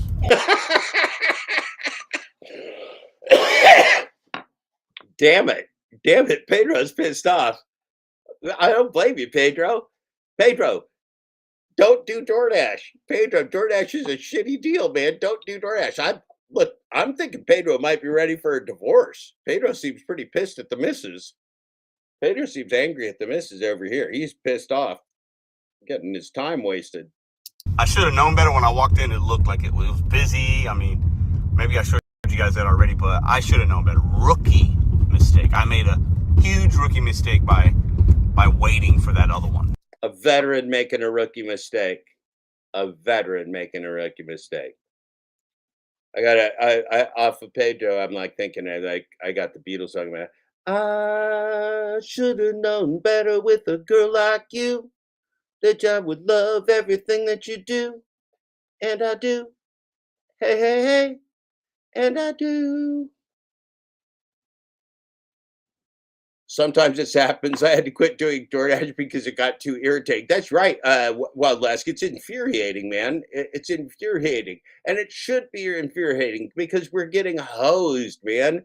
There is nobody in the world before the invention of the gig economy. If somebody before the gig economy said, hey, Cody, I'll give you $10 to go do something, but first you got to go just sit in a Chick-fil-A for a half hour. You'd be like, I'm not fucking going sitting in a Chick-fil-A for a half hour to make $10. That's awful. I am not going to go spend my life sitting in a Chick-fil-A waiting to make $10. But that's what we found ourselves doing. We found ourselves sitting in Chick-fil-A's waiting to make $10. It's pathetic, man. It's a shitty way to make your life. It's not a real job. It's not a real job. Pain in the ass happens all day long. That's right. It's supposed to. Look, if it didn't happen to us, it would happen to a corporation, and the corporation ain't going to let that happen to them. Corporations are not here to waste their time to feed people. They want to make massive profits and sell $25 sandwiches, $25 sandwiches with $49 hugs. You can't really make a mistake when the entire system is flawed. Well, this is the thing, right? This is the thing, is that Pedro is so confused about what this is. He blames himself for rookie mistakes when he's just he's just a Pedro bot, right? There's no reality to what the Pedro bot was doing whatsoever. The Pedro bot was just in a game, but the Pedro bot gambled because it had stars and diamonds. It had diamonds, it had stars, it had 2 different plus signs. It had 650, but it also said that you would get more than 650. It was just too much to pass off. Pedro's mouth was watering. He said, like, all day, baby, like he was at a gambling table in a casino. And it's because DoorDash makes your little mind go off. DoorDash made Pedro's little mind go off like he was at a gambling game in a casino. That's why it's gamblified, because it addicts people, and it makes even OG veterans like our Pedro make rookie mistakes. Pedro making the rookie error. Pedro, DoorDash Santiago, booting the ball and making a rookie error by overthrowing first base after picking up the ball late. Pedro's just got to get his shit together. If nothing else, remember this: 4 doors equals. Okay. Yeah, man. I mean, the thing I don't understand is, like, if you got a lot of people, Wild Alaska, ain't it supposed to be bros before hoes? I'm very confused about that issue. Uh, in search of unicorn bangers, Pedro's always ready to bang a unicorn. We know that Pedro is always ready to bang a unicorn. Let's do more Pedro. Pedro, so far we got angry Pedro. We got a lot of angry Pedro right here. I already talked to Pedro in the mirror this morning. I talked to Pedro in the mirror for a long time. We had a significant conversation. So I'm interested to see his personal development here. I should have just unassigned it and just did the one that was basically going across the street that paid me $6.97. Shoulda, woulda, coulda. Shoulda, woulda, coulda. Shoulda, woulda, coulda. Wish in one hand, Pedro in the other, see what you got the most of. Like, wish in one hand, Pedro in the other, see what you got the most of. But I made good money today. So I was like, yeah, we haven't even been out for 2 hours and we're at $67, but I should be at like $75. Okay. So there's a 57 on DoorDash, and then we did a $9 run, which I'm going to show you. Okay, so you know that hotspot is fake, right? So the hotspot, that's just part of a game. Oh, Cody, good. You have some clarification for me. Normally, bros before hoes, but 2023, better play it safe and stick. Okay. No, I think you're right, Cody. I think 2023, you better mix the bros and hoes. I think 2023, you can't just go either full bro or full hoe. I think you got to go down the middle and split bro hoe. You got to split hoe bro down the middle. Cody, good. You're a sensible individual. That's what I like about you, Cody. Okay, so finding orders headed back to zone. Okay, so I like that. I love the fact that it tells me that it's going to find orders even when it's not finding orders. That helps me set my expectations accordingly. Now, navigate back to your zone. If you're lost and can't find the way home, it's going to help you with that. That's great. Now, here we got a fake hotspot. So this is what you call fake hotspot. This is just a part of a simulated game. This is just how they move and incentivize. If somebody else was right next to Pedro's phone with another phone, it could very well show a different hotspot. Okay, so that's all make believe. $7.38 batch earnings plus a $2 tip. That's all very specific. Information. It says 2 miles. Okay, all right. Or I did already on Instacart. It was a interesting order. I'll talk about that as well. Maybe I already did. I don't know. I'm in a mood right now. I can't lie. What? Waterproof, rechargeable, vibrating bullet with adult pleasure, Pedro? Is that your video? Pedro, Vartan, Pedro just slipped in a sex toy on us, Vartan. Pedro just slipped in a sex toy on us.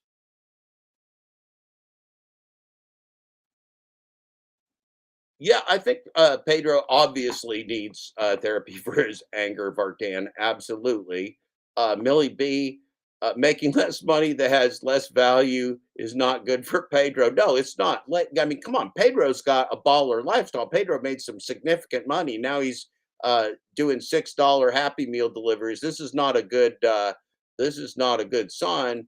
What is the idea? A point of a fake hotspot just to move people wherever they want to move people, either to waste your time, to move you. There's probably a million different parameters, Cody, that would have them move people individually, to spread people out, to diversify. You know, they could do it just to take you out of a zone because they don't want you to see other drivers. They might move you somewhere because they don't want you sitting where all the other people are that are getting orders. I would always assume anything happening to you in the DoorDash rigged gig app game is to exploit you, not to help you. So if I see a hotspot, that hotspot's there to exploit you. Now, why does Pedro have the waterproof, rechargeable, vibrating bullet with the adult pleasure as his found item? That I don't know. Let's find out. I'm in a mood. That was stupid. I just spent almost an hour to make $14. I hate that. I cannot. What the fuck was that? Was that on purpose? I don't know. I'm in a mood right now. I can't lie. I'm in a mood. That was stupid. I just spent almost an hour to make $14. I hate that. Somebody just explained to me what just happened. I'll talk about that as well. Maybe I already did. I don't know. I'm in a mood right now. I can't lie. I'm in a mood. That was stupid. I just spent almost an hour to make $14. I hate that. I'm in a mood. That was stupid. I just spent almost an hour to make $14. I'm in a mood right now.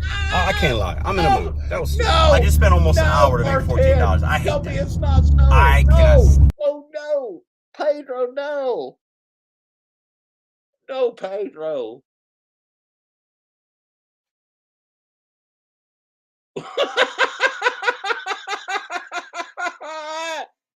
God dang it, Pedro. God dang it, Pedro. Where's the Hollywood gig news? Where's Robert Reese at? Somebody call Robert Reese. We got Hollywood gig news. We got extensive emergency Hollywood gig news. We just had a flyby vibrator in Pedro's video. I'm so confused.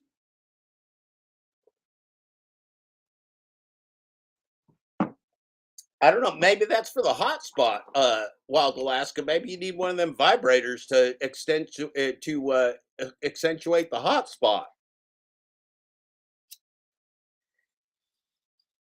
Okay. I do not believe what I just saw, but I need to see it again. And I just spent almost. Maybe I already did. I don't know. I'm in a mood right now. I can't lie. I'm in a mood. I just spent almost an hour to make $14. I hate. Is that a hotspot? Is the vibe? Okay. All right. Now listen, I ain't got nothing against a nice that nice vibrator. It's just a weird appearance. It's just I'm not sure it's supposed to be there. Maybe somebody should let Pedro know that he might have a editing error amongst his screenshots. Okay, I don't know. I'm not. I don't know. I'm going to slow it down. We got to go at a play-by-play. Slow down. We got to slow this down. DoorDash, and we did a $9 run, which I'm going to show you, or I did already on Instacart. It was a interesting order. I'll talk about that as well. Maybe I already did. I don't know. I'm in a mood right now. I can't lie. I'm in a mood. That was stupid. Okay, is that maybe the Instacart order? Is this foreshadowing? Is this foreshadowing of the Instacart order? It could be. It could be. Maybe I'm laughing prematurely. You spent almost an hour to make $14. I hate that. Was weird though, but he didn't say anything about it. Stand. It's like this weird, like there's a map. Well. Maybe I already now there's a vibrator. I'm in a mood right now. I can't lie. I'm in a mood. That was stupid. I just spent almost an hour to make $14. Now there's a vibrator. Now it's gone. I don't know. I'm in a mood vibrator. Right now. I can't lie. I'm in a mood. That was look. Stupid. Oh, wait. No, it's got his face down there though. It's like it's got right here. That's like his face. Like his face, this is his adult pleasures account. Oh, Pedro. Oh, Pedro. God darn it, Pedro. You're not paying attention to your work. Oh my goodness, that is hilarious. Pedro, did you really? I'm just speechless, ladies and gentlemen. I'm speechless. I'd like to, first of all, I want to say a prayer for Pedro's family. Uh, we feel bad about exposing your adult pleasures. Uh, it was not our intention. Uh, I think it's a fine picture. It's a fine Randy Lee. All I needed was you to come here and screw it up, man. All I needed was for you to come in here and screw it up. Now let's see here. See, I got to get a screenshot of this. This is funny. This is interesting. This is interesting stuff right over here. All right, so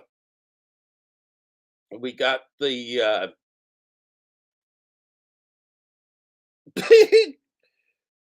you got I wonder that could be a signature. This could be like a side business. That could be like a signature brand, Pedro signature brand sex toy. Could be like the king of waterproof, rechargeable vibrating bullets. Could be the.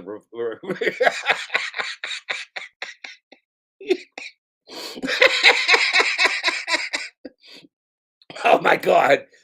Oh my god! Pedro's gonna have a cow. Like, uh, Um, well, I hope it's for his lady. I hope it's for his adult pleasures. I mean, look, he's got an account. He's got an account right here. You got the account right here. There's his icon. He found the item. He found the item was looking for. Now it's just funny. The funny thing is how it pops in here. We got to take a look at the slow motion replay. We got to look at the slow mo 75% slow motion replay of the Pedro sex toy. You spent almost an We hour. have, This thing what ladies and gentlemen, we have just discovered the next Glitchgate scandal, the next Glitchgate scandal, the first sex Glitchgate scandal, Pedro DoorDash, tiny bullet vibrator, Santiago. I'll talk about that as well. Okay. Maybe I already did. I don't know. I'm in a mood right now. I can't lie. I'm in a mood. That was stupid. I just spent. It's funny that he says he's in the mood while that's happening. I mean, it's almost like it's funny. It's almost like I'm in the mood, and then the vibrator pops up, and then it switches. Okay. I'm in a mood right now. I can't lie. I'm in a mood. That was stupid. I just spent was almost an hour to stupid. make $14. I hate that. I think that wait at Panera got him so discombobulated that he was searching for sex I- toys, and then so he was like, I'm so bored waiting at Panera. I wonder what the prices are currently on the +1 waterproof rechargeable vibrating bullet at Adult Pleasure. So he went to his Adult Pleasures account while he was at uh, the Panera, uh, doing a dash, looking for the waterproof bullets, double tasking. That's good. The problem is if you're not paying attention to what you're doing while you're gig tube, you slip in that screenshot of the sex toy account of the Adult Pleasures account. It can get awkward. It's just what this is what happens. This is what happens when you make a mistake as a gig tuber. This is bad. You don't want this to happen to you. Did a $9 run, which I'm gonna show you, or I did already on Instacart. It was a interesting. I'll talk about that as well. Maybe I already did. I don't know. I'm in a mood right now. I can't lie. I'm in a mood. That was stupid. I just spent almost an hour to make $14. I like this view. I hate that. Now to full screen. I cannot stand. I think that's what we call an editing artifact. I think that's what we call an editing artifact. What do we got here? I don't know what's going on here. I need to look at the chat. I'm now discombobulated personally. Randy is laughing. Thank you, Randy. I am also laughing. I don't know what's going on with any of this. Gives a whole new meaning to giving a plug. It does. This could be blatant product placement, Wild Alaska. Again, I would not put it behind Pedro to be doubling down and betting on himself in the sex toy business. It could absolutely happen. Pedro's gonna love this. Pedro's gonna be really excited about this. Uh, oh my goodness. Okay. Uh, what if it's for his lady? Well, we can hope. We can hope he's a happily coupled man. There's nothing wrong with shopping for your adult pleasures while you're gig tubing, uh, Randy Lee. Pedro's got a lot of stuff going on all over the place. He's betting on himself. He's doubling down. He's leveling up. Somebody give this man a glass of water. Yeah, okay. You maybe I don't know if you're talking about me or Pedro, but if you're talking about me, I'm going to have a glass of water. That's right, Vartan. We're going to have to work. We're going to have to get with Pedro's people and see if we can get Pedro on the Schubeck Industries sex toy train. We're going to have to see if we can flip him with sponsorship. He's all pretty snooty now that he's got the Depends undergarments people on his side. Show us the Adult P website live. Yeah, we can ask Pedro. Maybe Pedro will do a live on adult pleasures someday. Who moved your cheese? God, we wonder, Stephen Arrow. We are wondering, but this is a fabulous. I mean, could we ask for a better late night broadcast than to come up with our very own Bullet Gate, Glitch Bullet sex toy scandal with the Pedro? It's everything. It's titillating. It's salacious. It's exciting. It's everything. I feel like we hit the lottery. Maybe he was shopping for himself. Don't judge. There's no judgment. This is a no judgment zone. We believe absolutely in Pedro's right to get himself any latex products that he wants, even those that do not come from Schubeck Industries. But remember, Vartan K, our corporate sponsor, executive sponsor, is here. The finest latex products, the finest condom accounts, the finest corporate strap-ons all come from Schubeck Latex Industries, Schubeck Industries Latex. What's in your closet?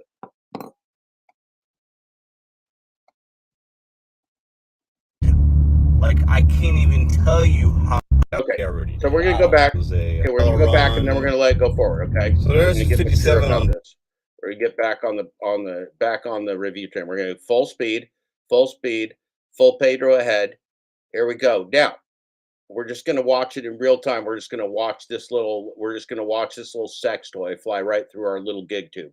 We're gonna watch the sex toy. If you want to get your camera out, you want to take pictures, you want to take a video, you want to make a short. Here's your opportunity. Here you go. Okay, you ready? All right. DoorDash, we did a $9 run, which I'm going to show you, or I did already on Instacart. It was a interesting order. I'll talk about that as well. Maybe I already did. I don't know. I'm in a mood right now. I can't lie. I'm in a mood. That was stupid. I just spent almost an hour to make $14. I hate that. I cannot stand, like, I can't even tell you how irritated I am that I made $14 in just under an hour. It makes me want to throw up on the side of the. Well, hey, Coach Eli. Nice to see you. We have an interesting, Coach Eli, we have an interesting situation. Coach Eli, just for you, I am going to rewind real quickly, just show you, watch the screen very closely, Coach Eli. We've got an interesting entry into the Pedro screenshot video realm. Let's just take this back. Right over here, go there, there. Okay, so watch the right-hand side of the Eli, maybe you can explain this here. The $9 run, which I'm going to show you, or I did already on Instacart. It was a watch this area right over here, Eli. Interesting order. I'll talk about that as well. Maybe I already did. I don't know. I'm in a mood right now. I can't lie. I'm in a mood. That was stupid. I just spent almost an hour to make $14. I hate that. I cannot stand, like, I can't even tell you how irritated I am that I made $14 in just under an hour. It makes me want to throw up on the side of the road. Like, I want to throw up right there. There's a 15-year-old. Wow, that's a lot of drama. He wants to go puke on the side of the road. That's very visceral. This is very visceral content. Very visceral content. It's sexual. It's hot. There's vomit. There's sides of the road. There's bullets. This is very visceral. Mopping the floor at McDonald's. Shout out to him or her. That just made more in the last hour than I did. Eli, that is totally real. We assume that Pedro accidentally put a sex toy screenshot in his new video, and we laughed real hard, Eli. We don't know what else to do, Eli. We didn't make the video. We did not set this up, Eli. We got nothing to do with it, man. This is real. I can't believe it's real either. It's not my, don't blame me. I'm just the messenger. Do not shoot the messenger. The vibrator. Well, it's just a little bullet. I mean, those are very, very, a wonderful toy to share with your loving partner, Eli. It's just probably not what you want in your GigTube video. Pedro's used to going to the moon and returning with his fist full of silly money. Yeah, yeah, that's true. Yeah, doing it the hard way ain't no fun. All right, so we're back. We're back. This is again. This is interesting, Coach Elaine. So one of the things we're talking about here, Coach, here is there so much rage? Like it's about puke, it's about vomit, it's about anger. A lot of rage, almost like rage porn, kind of like sensationalism going on here. I can't stomach that. I can't. I just can't. I just want to like throw up again. Do you guys think we're going back to Panera for 425, 1.7 miles after we just experienced what we experienced there? Hell no. Kobe in the trash. That's a decline. So we had a run of trash. And Instacart, nothing's popping up. But we're doing that one $9 order. So we got a Lion's Choice $7. Now remember, this guy driving around picking up food and getting offers for $4.25 calls himself the king. I got no problem with somebody calling themselves a coach. Lots of coaches over there. Calling yourself the king while you're driving around picking up orders and complaining and pretending that you're going to puke on the side of the road, that's weird. That's delusional. That's really weird. And he's making mistakes. He's making silly mistakes. He's making silly errors. He's putting sex toy shopping screenshots in his GigTube videos. He's not paying attention to his work. This smacks to me of somebody that's having a real problem here. $7 plus 2 miles. That's okay. But man, they start off with a bang. Now it's been a dud. All right, let's do this $7 plus. Look at the time it is, 1:26. If you know anything about time, we ain't made shit in the last. This is. I'm throwing up all day today. I guess today's throw up day. This is. Let me give you a breakdown. Because I don't even know how this video is going to show up and how it's going to turn out, because I was just filming random shit today. Anyways, okay. Well, it didn't turn out real well, Pedro. It didn't turn out real well, and you did film some random shit. You nailed it on that one. $7, $57. You've been sitting on your butt for an hour. Now, see, Pedro, this is why I told you that it's probably not a real good idea to tell people in desperate need of money that DoorDash is a good idea for them, because this is what they're going to experience, Pedro. And you're a veteran. You're an OG out here making rookie mistakes, shopping for vibrating small bullets and making $7. I mean, if you live in a real nice St. Louis house and you're out working for $7, that just, the economics of that can't add up, Pedro. This has got to be like bad performance art at most. Did a short today. We had a $17 order and some change to start the day. Banger. Then we accepted a $9 Instacart, going in the same direction after I accepted a $11 and some change on DoorDash, Aldi. I shopped the Target Instacart. Dropped it off right next to where the Aldi was. Started the shopping on the Aldi. Dropped that off. Why is he shoving the phone in our face continually? This is a little disconcerting. It's not humorous. It's weird. Up the street, $11. Then they hit me with the $14 order. Then they hit me with the 2 back-to-back Breadcos. And then this is the next one I took. Well, DoorDash sucks, man. DoorDash sucks, man. All right, that order went up to $10.25. And then this is the next one I took. All right, that order went up to $10.25. I think I'll put it right here. Maybe I'm just... Okay, so let's look at this again. It's amazing, amazing accounting here in our DoorDash world.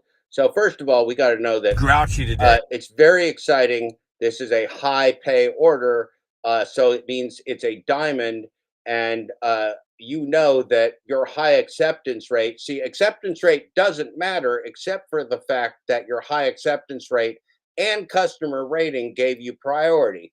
Priority of over what? We don't know. Maybe it gave you priority over a unicorn. That is possible that you got priority over a centaur unicorn in getting this order. It is a high paying order. What is high paying? We don't know, but it is high. So we got a lot of got a lot of good financial information here so far.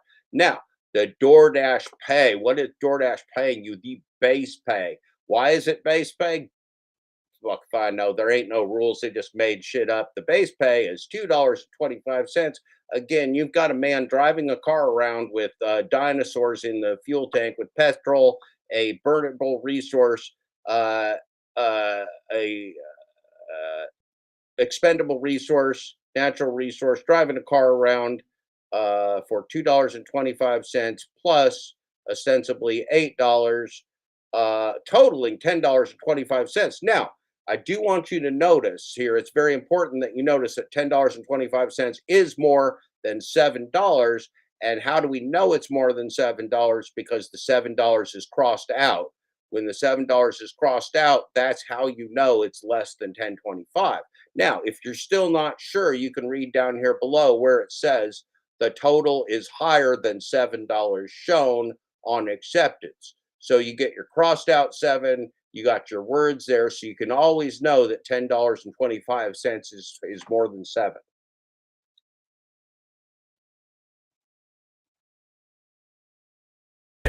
Start out, listen, my vibes are fine. Like I said, I don't like wasting time. I don't like wasting time, and I don't like sitting around seeing trash. I just don't. I'm super entitled in that way. He just said super entitled, like he's on like the fashion runway show, like he's a princess. You princess Pedro, you princess like John. And I don't like sitting around seeing trash. I just don't. I'm super entitled in that way. And How entitled are you? I like it when people say stuff. It's funny. It's funny. It makes me laugh. I like to laugh. But if you're going to say silly stuff, I'm going to laugh at you. I'm super entitled in that way. I'm super entitled in that way. I'm super entitled in that way. I'm super entitled in that way. Okay. All right. All right. That's pretty much what I thought it was. All right. And I expect great things. I expect greatness from myself, the people around me. The car noise is killing me, Pedro. I don't think Pedro's done a lot of ride-alongs because the car noise is killing me. He doesn't seem to be aware that the car noise is really loud. Actually, and when I'm doing these gig apps, I want great. That way, when you get good, because we are having a good day, it's still okay because We're having a good day. How are we having a good day? You wanted to puke. You're like waiting in Panera shopping sex. So I don't understand how the day's good so far, but all right. I expect greatness. Hope that makes sense. I'm not saying What? Great. That way, when you get good, because we are having a good day, it's still okay because I expect greatness. Hope that. Okay, it's good, but you expect greatness. Okay, I'm so confused. Makes sense. No, I'm not does not make sense, Pedro. settling out here, y'all. In anything that I do, I expect greatness. And while I'm willing to compromise and adapt, at the end of the day, those numbers and how I feel should be great. Really?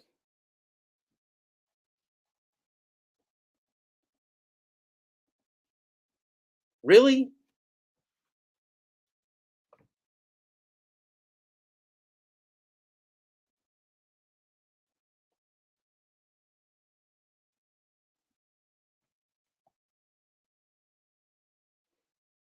Pedro, I think you're setting yourself up for like a huge crisis. You are setting yourself up here, my friend, for some kind of really weird crisis with this obsession with this constant competition between you and the entire rest of the universe. It's not good, Pedro, man. It's not good. I am Coach Jeff today for you, Pedro.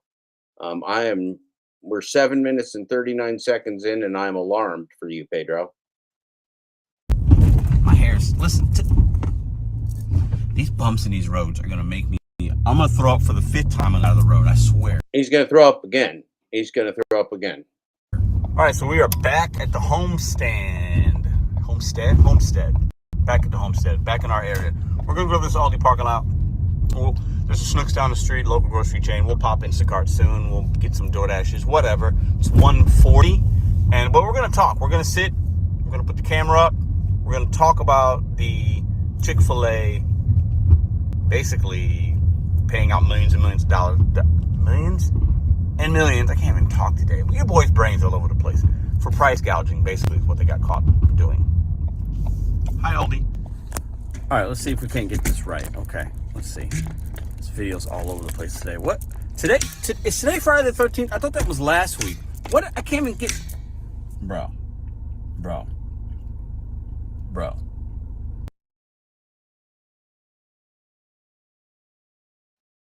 This dude is stressing me out. If I was in the car with him, I would just want to get out. I would just want to get out of any vehicle that I was in with this individual at this point. Whoa, boy. Today. All right. Let's talk about this. Oh, here's... What are we watching? I feel like I'm watching, like, not something good. Is anybody else besides me feeling like this isn't good? So here's an Instacart coming in. $16 or $15, I'm sorry. 2 orders, 4.5 miles. There's probably actually about 6. 26 items. That's trash. Absolutely. That's we don't do 2 orders for 15. No way. All right. Let me pull up this article real quick and read it to you guys, okay? Okay, what's this order on DoorDash?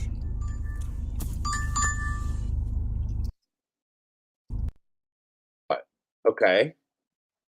So it's $7. Again, this is another high-paying order.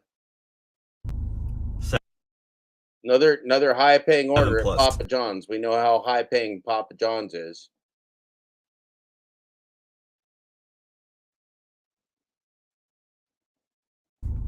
I guess I'm gonna have to take that. We're gonna have to hit pause on the article we're gonna read, in my opinion, because we're taking a 7+ at 142. I mean, yeah, I guess we'll do it.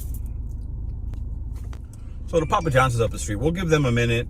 Okay, so Pedro just capitulated to an app that is gaslighting him. So Mr. OG Pedro is being gaslighted by an app and being coerced into taking shit orders because he doesn't have anything special to do. He's just another schlub out there in his car doing DoorDash, but he calls himself the king. He calls himself the greatest. He calls himself the OG. And I mean, look at the hair. Look at the hair. You got the hair of Jesus paired with all of that greatness.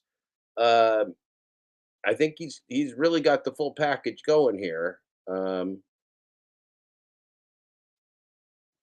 Yeah, but see, this is the point. This is the point, Vartan, is that DoorDash specializes in getting you to take things. And remember, Pedro is not, I don't think, a very experienced dasher anymore. I don't think he does very many orders. I think he fucking hates doing this. And he's probably hasn't even been using the app that much to actually take DoorDash orders. And now that he's actually out trying to be in a car and dashing, it's not working so well. So I don't know. I don't know what's going on. I hope that we do some more sex toy shopping later in the show, because that would be great. To make it. Let me pull up this article. Let me just actually do it. Chick-fil-A, $4.4 million settlement. Do you qualify for a payment or gift card? So here, this is an article I'm talking about right here. I'll put a split screen of it as well. Okay. I'm going to read this a little bit to you guys. Chick-fil-A, get rid of that gum. Chick-fil-A has reached a $4.4 million settlement over its delivery fees. An agreement that can mean some customers could be in line for a payment. So they're giving out gift cards and cash, like 1.7 million cash and the rest in gift cards. The settlement is related to a class action lawsuit filed in Georgia. Let me tell you something right now.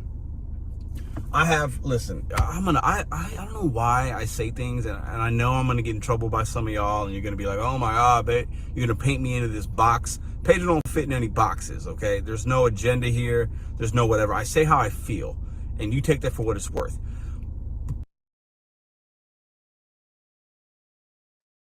Nobody puts baby in a corner. Nobody puts baby in a corner with a chalky ball.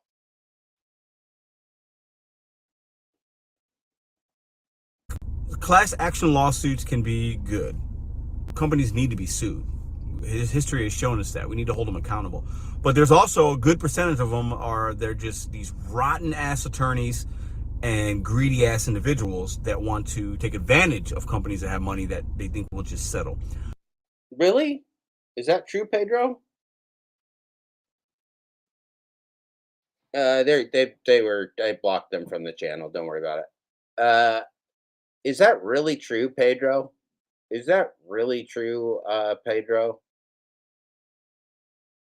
That's really weird, man.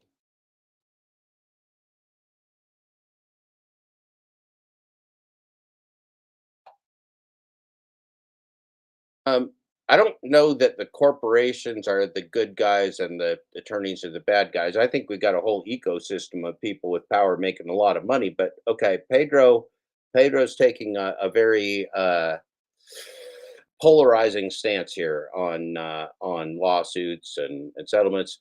It's also worth noting that $4.4 million to any Chick-fil-A region like Atlanta is not a lot of money. Companies need to be sued.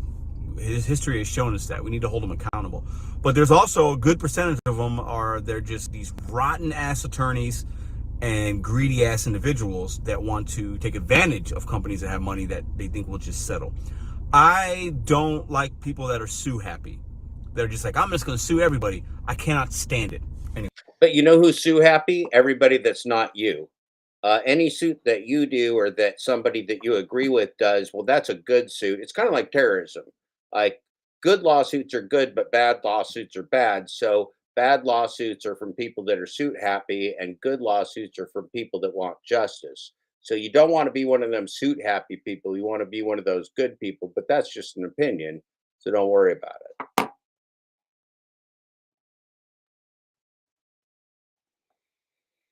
I've never seen any of those orders with the plus sign in my market. Well, he got 2 plus signs, Stephen Arrow, not just 1, 2 plus signs. We even got that program.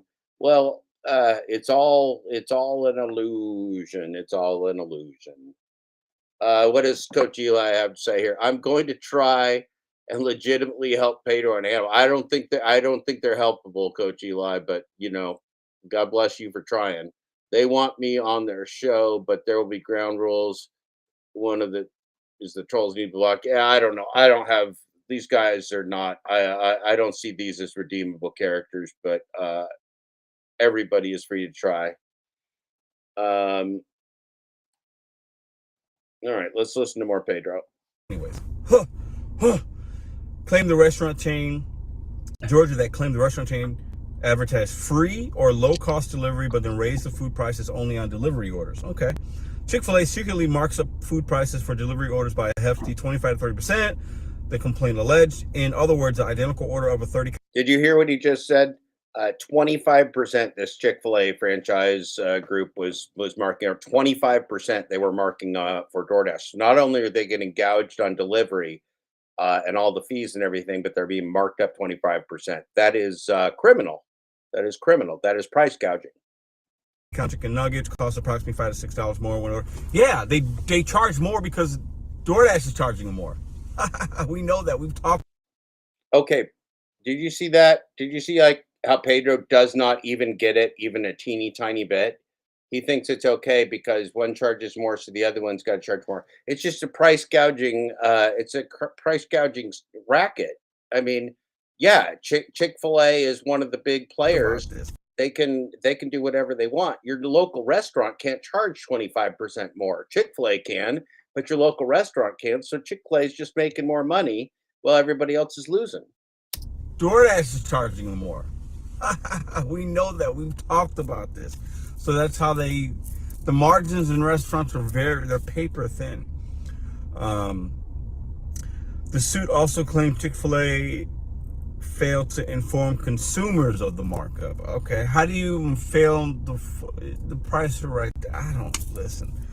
While not admitting fault, Chick-fil-A has reached an agreement that will set aside $1.5 million in cash and $2.95 million in gift cards. The chain has also agreed to add disclosure notices on its apps and websites stating that product prices may be higher for delivery orders. They should have done that in the first place. So they got caught. They cost them millions of dollars. They should have put that somewhere in legality writing in a little asterisk. These prices are higher because of delivery. They should have did it. Bonehead, stupid that they didn't. Customers who are potentially eligible. So price gouging, and what Pedro is telling you in his non-existent economic analysis, and his irrelevant, uninformed economic opinion is that Chick-fil-A would have been fine price gouging if they just gave better notification of the price gouging. Thanks, Pedro. You really get the economics there, Pedro. You are the king. Eligible for a refund will be notified by email through the settlement administrator with class members. Now, I order from Chick-fil-A on DoorDash. Probably only maybe twice. So does that mean I'm eligible? I don't live in Atlanta though, so probably not. Good point. He does not live in Atlanta. Class members expected to receive a $29.95 payment or $29.95 gift card. These amounts could be lowered, however, depending on the final number included in the settlement. So the more people in the settlement, the less you'll get. The less people in the settlement, the more you'll get. That's how that goes. So you're going to get the email. You can decide to propped in, propped out, if you want to be in there. If you purchase a product or register for an account through a link on our site, we may receive a compensation, blah, blah, blah. So this is once again a news article saying, join the website, blah, blah, blah. Listen, let's talk. Let's go pick up this pizza and we'll talk. Look. Oh, look, Eli. It's funny.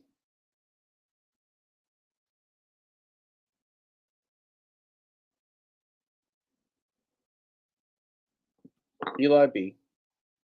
That's not you. You're not Eli B. Picking up for Eli. All right, so right now, what do you think about it? Uh-oh, Eli, you got the crazy eyes. He just gave you the crazy eyes, Eli. Like, oh, Eli. Whoa, Eli.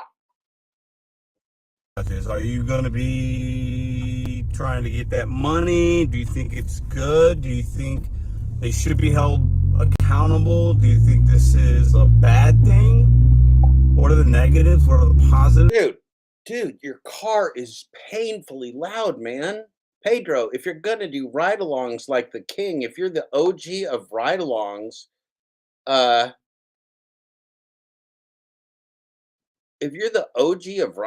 man, can you like deal with the car noise and your microphone? What the hell? Let me know. There's no right or wrong answer. It's all about opinions here, right? The facts are the facts, though. The reason these companies mark up the prices is because they're being charged a percentage per subtotal to use the third-party apps, DoorDash, Grubhub, Uber Eats, as a way to facilitate the delivery to their consumer. So they understand that these consumers are being marketed to through these third-party apps. And there's a third-party app that has a website that's all glossy and shiny and gives people convenience to order those Chick-fil-A meals, right? So Chick-fil-A looks at it like, okay, well, we want to continue these revenue sources, and pandemic was tough. We needed to do delivery. Okay, here, take our 15 to 30% of that $10 or $20 or $100 order, and thank you DoorDash or whatever, Uber Eats, Grubhub, for facilitating that delivery. And we're gonna pay you to do it. Basically, we're gonna pay you a fee to do that, help us do that, and run the website and blah blah blah. It's super simple. It's simple mathematics. We live in a capitalism. It's not simple mathematics at all. It's artificial intelligence. It's the furthest thing from simple mathematics. It's a rigged, gamified, gamblified system. And if this is the king, if this is the Lion King with the Jesus hair of the rigged, gamblified system, he's not very good at explaining what he does, or why it works, or why it doesn't work. Country. Everybody wants and needs to make money. These margins in your restaurants are paper thin. Most Right. restaurants' margins are Too thin to make money on DoorDash orders, so it's a losing proposition. But marking it up and gouging the consumers isn't a solution either. It's because DoorDash is a parasite. It's a parasite. It's killing the economy. There's no good way to work it out. You can't price gouge your way out of a parasite. 10% or lower, okay, at the end of when everything's all counted for, right? Now, when you're dealing in millions and millions and millions of dollars, like each franchise, I think each franchise Chick-fil-A is like $10 million a year in revenue, something like that. I've read that somewhere. So, you know, okay, that if you're a franchise owner, you might profit $1 million a year. Maybe, right? Shout out to St. Louis Fire Department. Hope everything's good. Hope it's not just a cat in a tree. Hope it's just a cat in a tree, not a little old lady. Okay. So just tell me what y'all think. At the end of the day, right?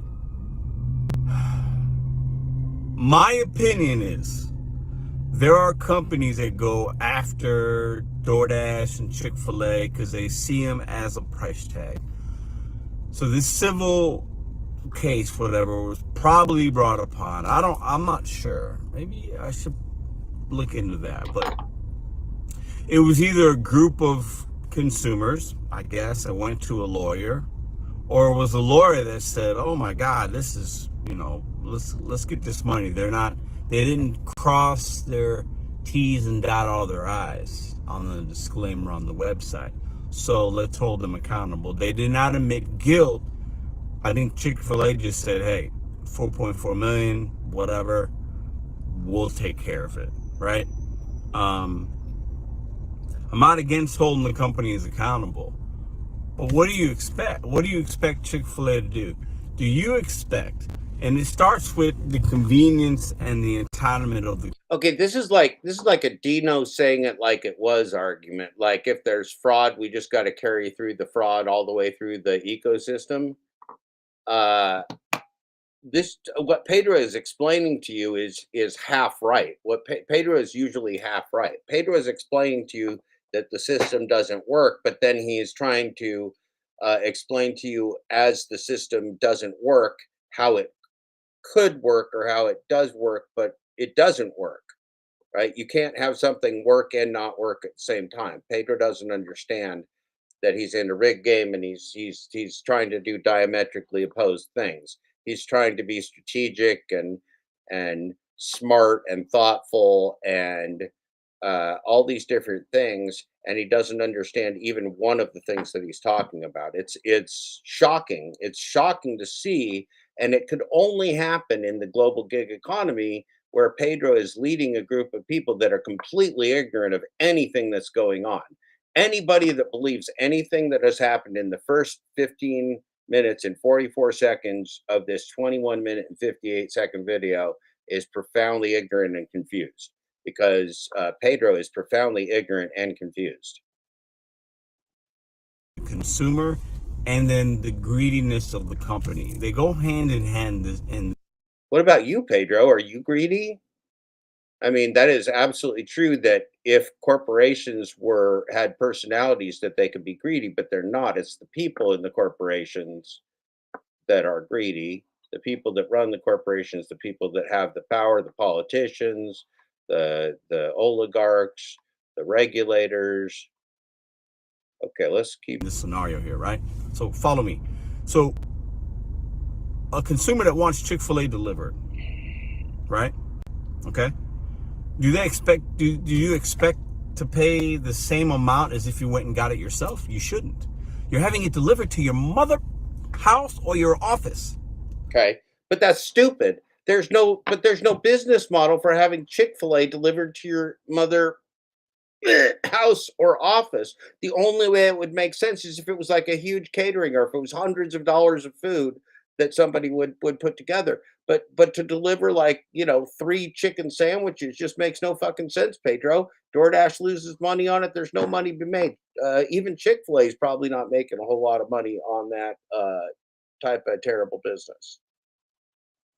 It's a convenience. There should be fees. There should be tips. You should pay an escalated price. We're not destroying the world and the economy for convenience is really dumb, Pedro. It's really, really dumb. You're a confused individual, but your hair looks fabulous in that sunlight right there. A hair right there. That's a hair moment. We got to give Pedro his due where the due is due. His hair looks fabulous right there. You also know why in a restaurant, delivery and takeout might cost more? The packaging. In many cases, there's different types of the packaging is very expensive. That's another place where these restaurants are losing money. They're trying to package up food that was never meant to be packaged. They're trying to keep food hot that was never meant to be kept hot for delivery through a clusterfucky DoorDash system. The waste is built in. The waste is just fine to DoorDash, but it's not fine to the rest of us. It's not fine to the environment. The waste is just built in. They don't care if you're using your car and using fuel and polluting the environment and wasting time and wasting money. Doesn't matter. That's not DoorDash's game. DoorDash's game is app slavery. It's the overall taking the control of the giant pie and eking out all the little pennies out of every little transaction. And they got just themselves a little invisible, private, gamblified market. The regulators can't even see inside. They don't even know how it works. Nobody can explain how it works. Nobody on earth can explain or understand how the system works. Yeah, I don't know. Eli, I mean, to be honest, I feel the same thing. I think, Eli, the feeling of most people is that we don't want anything to do with the Pedro or Hannibal. There's nothing to redeem here. There's nothing. Pedro doesn't understand anything that he could teach anybody. So I don't think there's any way to redeem a Pedro on a YouTube or a Hannibal the Thirsty on YouTube. But, whatever. I honestly do not care. As long as Pedro keeps misleading the people in the gig space, I'm going to keep critiquing Pedro and letting people know that the advice that he's giving is terrible, misunderstood advice. So he advocates for escalated fees, but yeah, he makes no sense. This is the thing, smell my face. He makes no sense at all. That's it. This is all diametrically opposed. There's only one thing happening here, and it's DoorDash exploiting markets, exploiting the consumer, exploiting labor, and exploiting even the merchants. Now, is Chick-fil-A like being exploited? Is Home Depot and McDonald's being exploited? No, of course the global franchises and the rich franchises, they've got some way to be in bed with DoorDash where they're co-op advertising, they're doing all kinds of stuff. This is all fixed out. But your local restaurants are being squeezed right out of business. All your local restaurants, everybody else that's advertising at the regular rates with DoorDash is getting screwed right out of business. So Pedro doesn't understand any of this. He doesn't understand the basic economics of anything that's going on here. And he's the leader. He's the king. How do you have somebody who's the Mr. Bet on you who doesn't understand a damn thing? Howdy, Matthew. Nice to see you. Pedro doesn't understand anything, Matthew, but he did accidentally slip a shot of a sex toy purchase into the video. So, Matthew, we have a new scandal tonight. Congratulations, Matthew. We have the Glitch Bullet scandal. We have the Glitch Bullet sex toy scandal. Very exciting. Welcome, Matthew. Of packaging, bagging, stickers, they go into the cost of that menu item. So when you're running a restaurant, and all the people that work in restaurants know this, there's a menu item cost for everything. So that Chick-fil-A sandwich, there's a menu item cost for the bun, the chicken, the lettuce, the tomato, the cheese, the sauce, the butter that might... Well, I mean, this is all true, but like, don't cry for Chick-fil-A. Let's talk about your local restaurant that is selling and through DoorDash. Your local restaurant's getting hosed sideways. I mean, Chick-fil-A is printing money too here at Pedro Bot. Might go on the bread that's toasted. There's a cost into everything. The bags, the stickers, the straws, the cups, the ice, the soda, the condiments. If somebody gets 5 Chick-fil-A's, they don't charge you extra. If somebody gets 1, that's a cheaper menu cost. Somebody gets 5, it goes up. Those things might cost 8 cents a pop. That's my guess, right? So when you're ordering delivery, napkins, everything. Okay, so this is interesting. How is Pedro talking about restaurant expenses without talking about Dasher expenses? Why is he talking about restaurant expenses?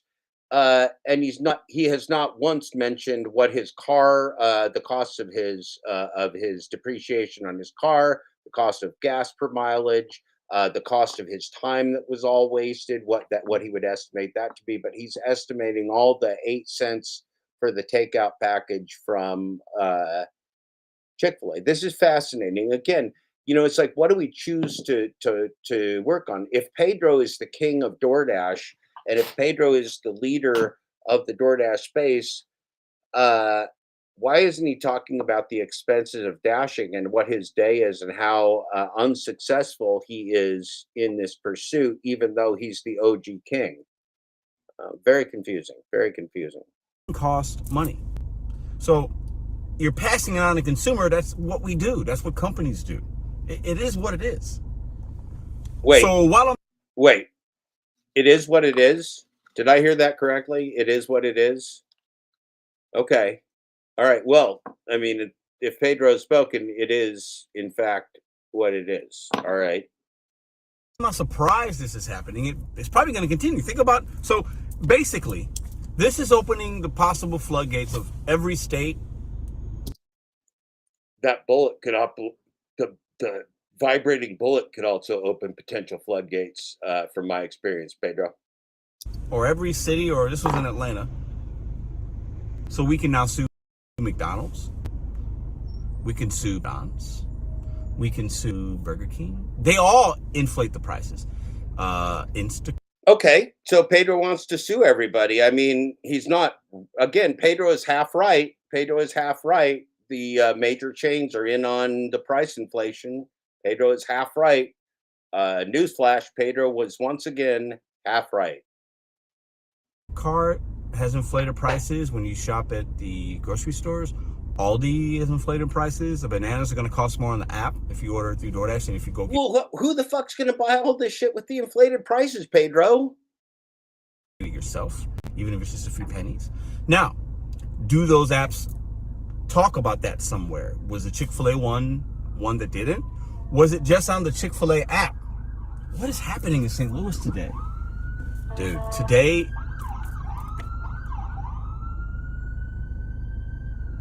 Friday the 13th. Not, it was last week, but I feel like it's today. Or maybe it was just the Chick-fil-A app itself. The Chick-fil-A app, when you marked it for delivery, didn't tell their consumers, hey, this is being done by DoorDash or whatever, or third party, blah, blah. They weren't up front with that. Could be that. But I believe if it's the DoorDash app, it clearly is. They got to be up front, because DoorDash would have been sued by now for that, and they haven't been, to my knowledge. Because they haven't been sued yet, it's okay. I don't think that's a fair assumption, Pedro. That's bad assumption. Pedro is not a lawyer. Pedro, this is a news flash. This is a fact check. Fact check. Pedro is not a lawyer. Pedro is not a lawyer. Do not take legal advice from the Pedro. It's interesting, but we have to stop as consumers expecting the same price for something when it's not the same thing. Oh, so it's our fault. We have to stop expecting the same price as consumers. We got to expect higher prices, Stephen Arrow. It's our expectations, Matthew, that are setting us up.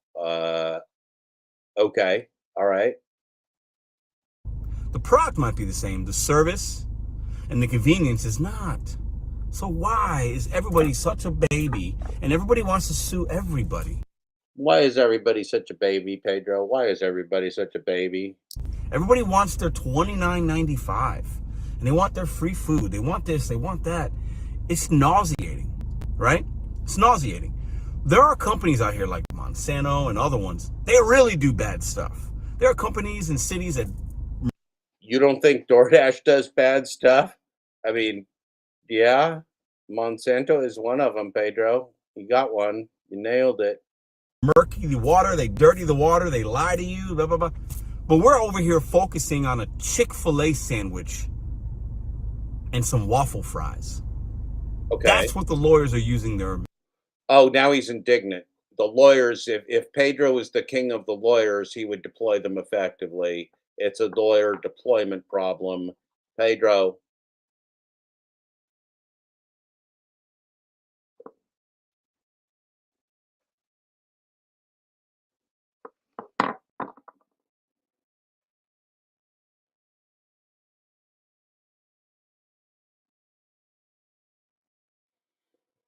Oh man, it's just painful, Stephen. It's just painful, Stephen Arrow. What is going on here? How did this person become the leader of anybody, anywhere, on anything? How did it happen? Only because of a game world. This guy is like the Mario Kart king who's now giving financial advice in the real world. He's like the king of Mario Kart who now think he's giving real business advice. This is pathetic. This is awful. Manpower and their brains to do, not for other stuff. Chick-fil-A food delivery apps. You got to be kidding me. This is ridiculous. It's stupid. It's silly. But now all this money and time is wasted, mine included, because people feel like they shouldn't have paid more, or you should have told me. You hit... Stupid people feel like they should have been either price gouged or deceived. Did you hear what Pedro just said? Did you hear what that guy just said? He said stupid people shouldn't have been deceived or paid more while they were deceived.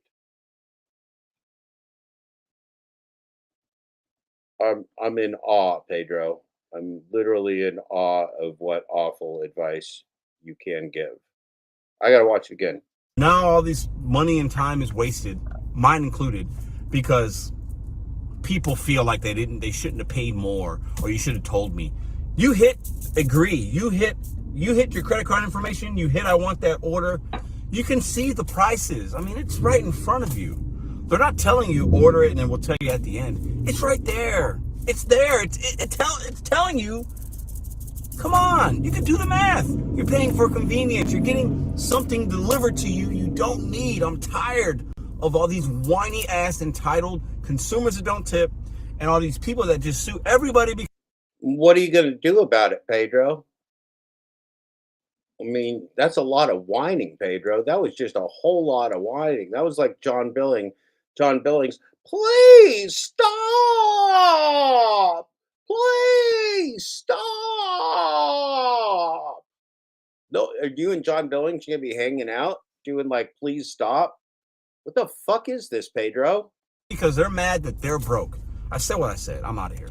And now he said what he said and he's out of here with another bonehead take. Okay. Listen, before y'all get it twisted, I am not on the side of these big corporations. Okay, don't get it twisted. He's back. He just came back. He left, but now he's back. He's not on the side of the corporations. Let's hold on.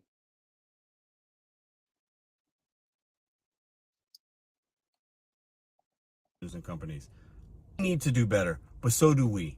Okay. I'm on the side of personal responsibility, accountability, and making it happen for you. Okay. I've always been very clear on that. So I'm probably making this more of a big deal than it needs to be, but yeah. Yeah. At the end of the day, it's just all these manpower and dollars and cents and these governments and companies suing and spending millions and millions and millions of dollars. It's just such a waste of time when we have real issues. What are the real issues?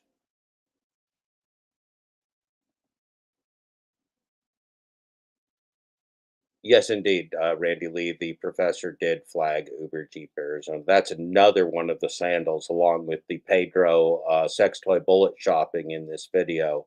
Another one of the hottest scandals of the GigTube area is that the rideshare professor is kind of getting the pile on from people who seem to have been unsatisfied with his work. And Uber Jeep Arizona, Jeff, our good friend, the person that we trust and believe in, has been censored and kind of put upon by this individual, the rideshare professor, and people aren't that happy about it. People are not too happy about that. Yes, Uber Jeep Arizona Jeff is very popular, a very respected leader in this community.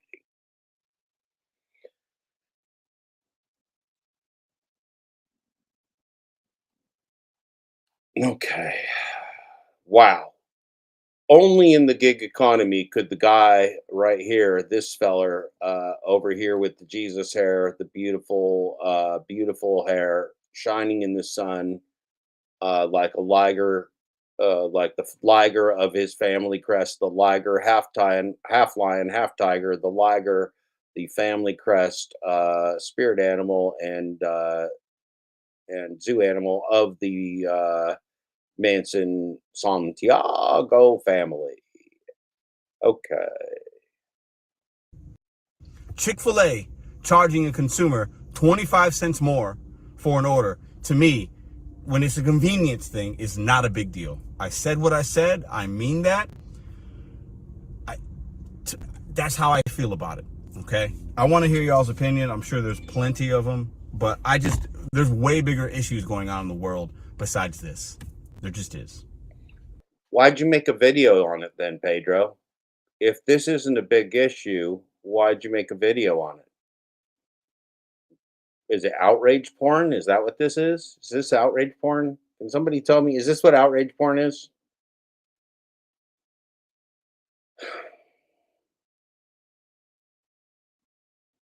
Why do we look at Pedro's thing? It's because he's the king. It's because Pedro sets the standard here. He's the guy that says he's the king. He's the guy everybody looks up to for the good advice, for the solid life advice. What is he giving here? What is he giving to the people? I don't understand. I want y'all to have a great day. Oh, now we Before I got. forget, and hopefully everybody watched this to the end. That was. Start suing the government. Wait, now we're getting all badass to wrap it up. Start suing. Before. Okay, that was a weird. Okay, so this is like really, really weird editing. Really weird editing because he like ended like, fuck all y'all, I'm out of here. But then he came back again. Let's check this out. This is really weird. Way bigger issues going on in the world besides this. There just is. I want y'all to have a great day. Before I forget, and hopefully everybody watched this to the end, why don't we start suing the government? Why don't we start suing bad doctors, bad lawyers? How about that? Pedro, you can't accelerate the car while you're talking. We can't hear you, man. You give me a headache, man. What the hell was that? I gotta turn the sound down. How about we start holding them accountable? Instead of some franchise group that owns a local Chick-fil-A. Food for thought. Let's go to the real bad guys.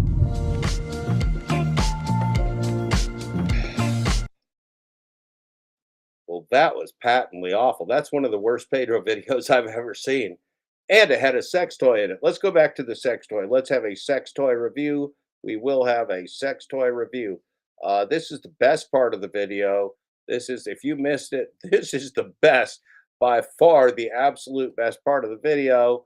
We're going to go to the videotape. We're going to go to the videotape. Or I did already on Instacart. It was a interesting order. I'll talk about that as well. Maybe I already did. I don't know. I'm in a mood right now. I can't lie. I'm in a mood. That was stupid. I just spent almost an hour to make $14. I hate that. I cannot stand, I can't even tell you how irritated. I can't.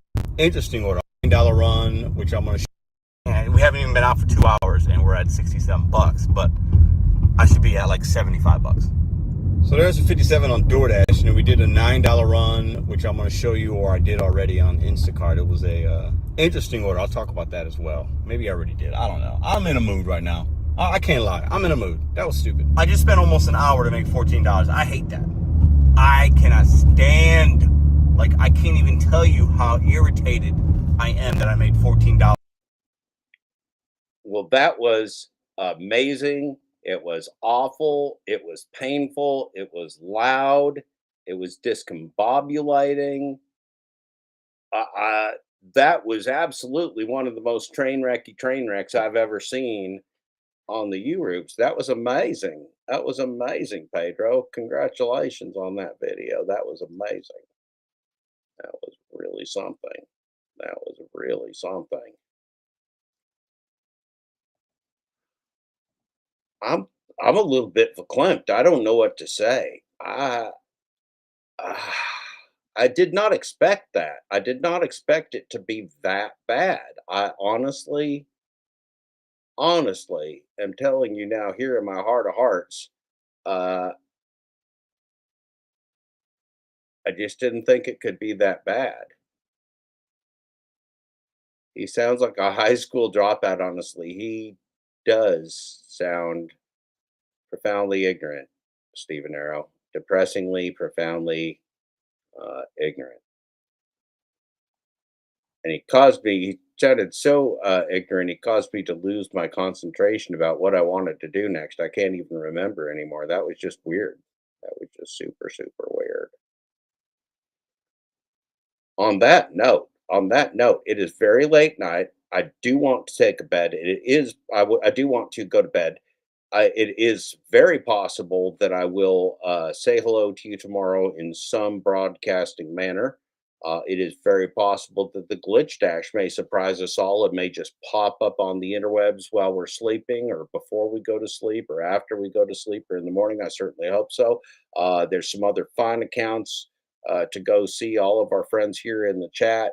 Stephen Arrow, thank you. Randy Lee, Matthew Arredondo, smell my face. Great to see you, Coach Eli. Great to have you in here. I don't think you can save Hannibal or the Pedro. That just ain't smart enough. But you go ahead and do what you want to do. Vartan, of course, our senior executive sponsor from Schubeck's Latex Products. Schubeck Industries, the best in latex, the best in Schubeck's.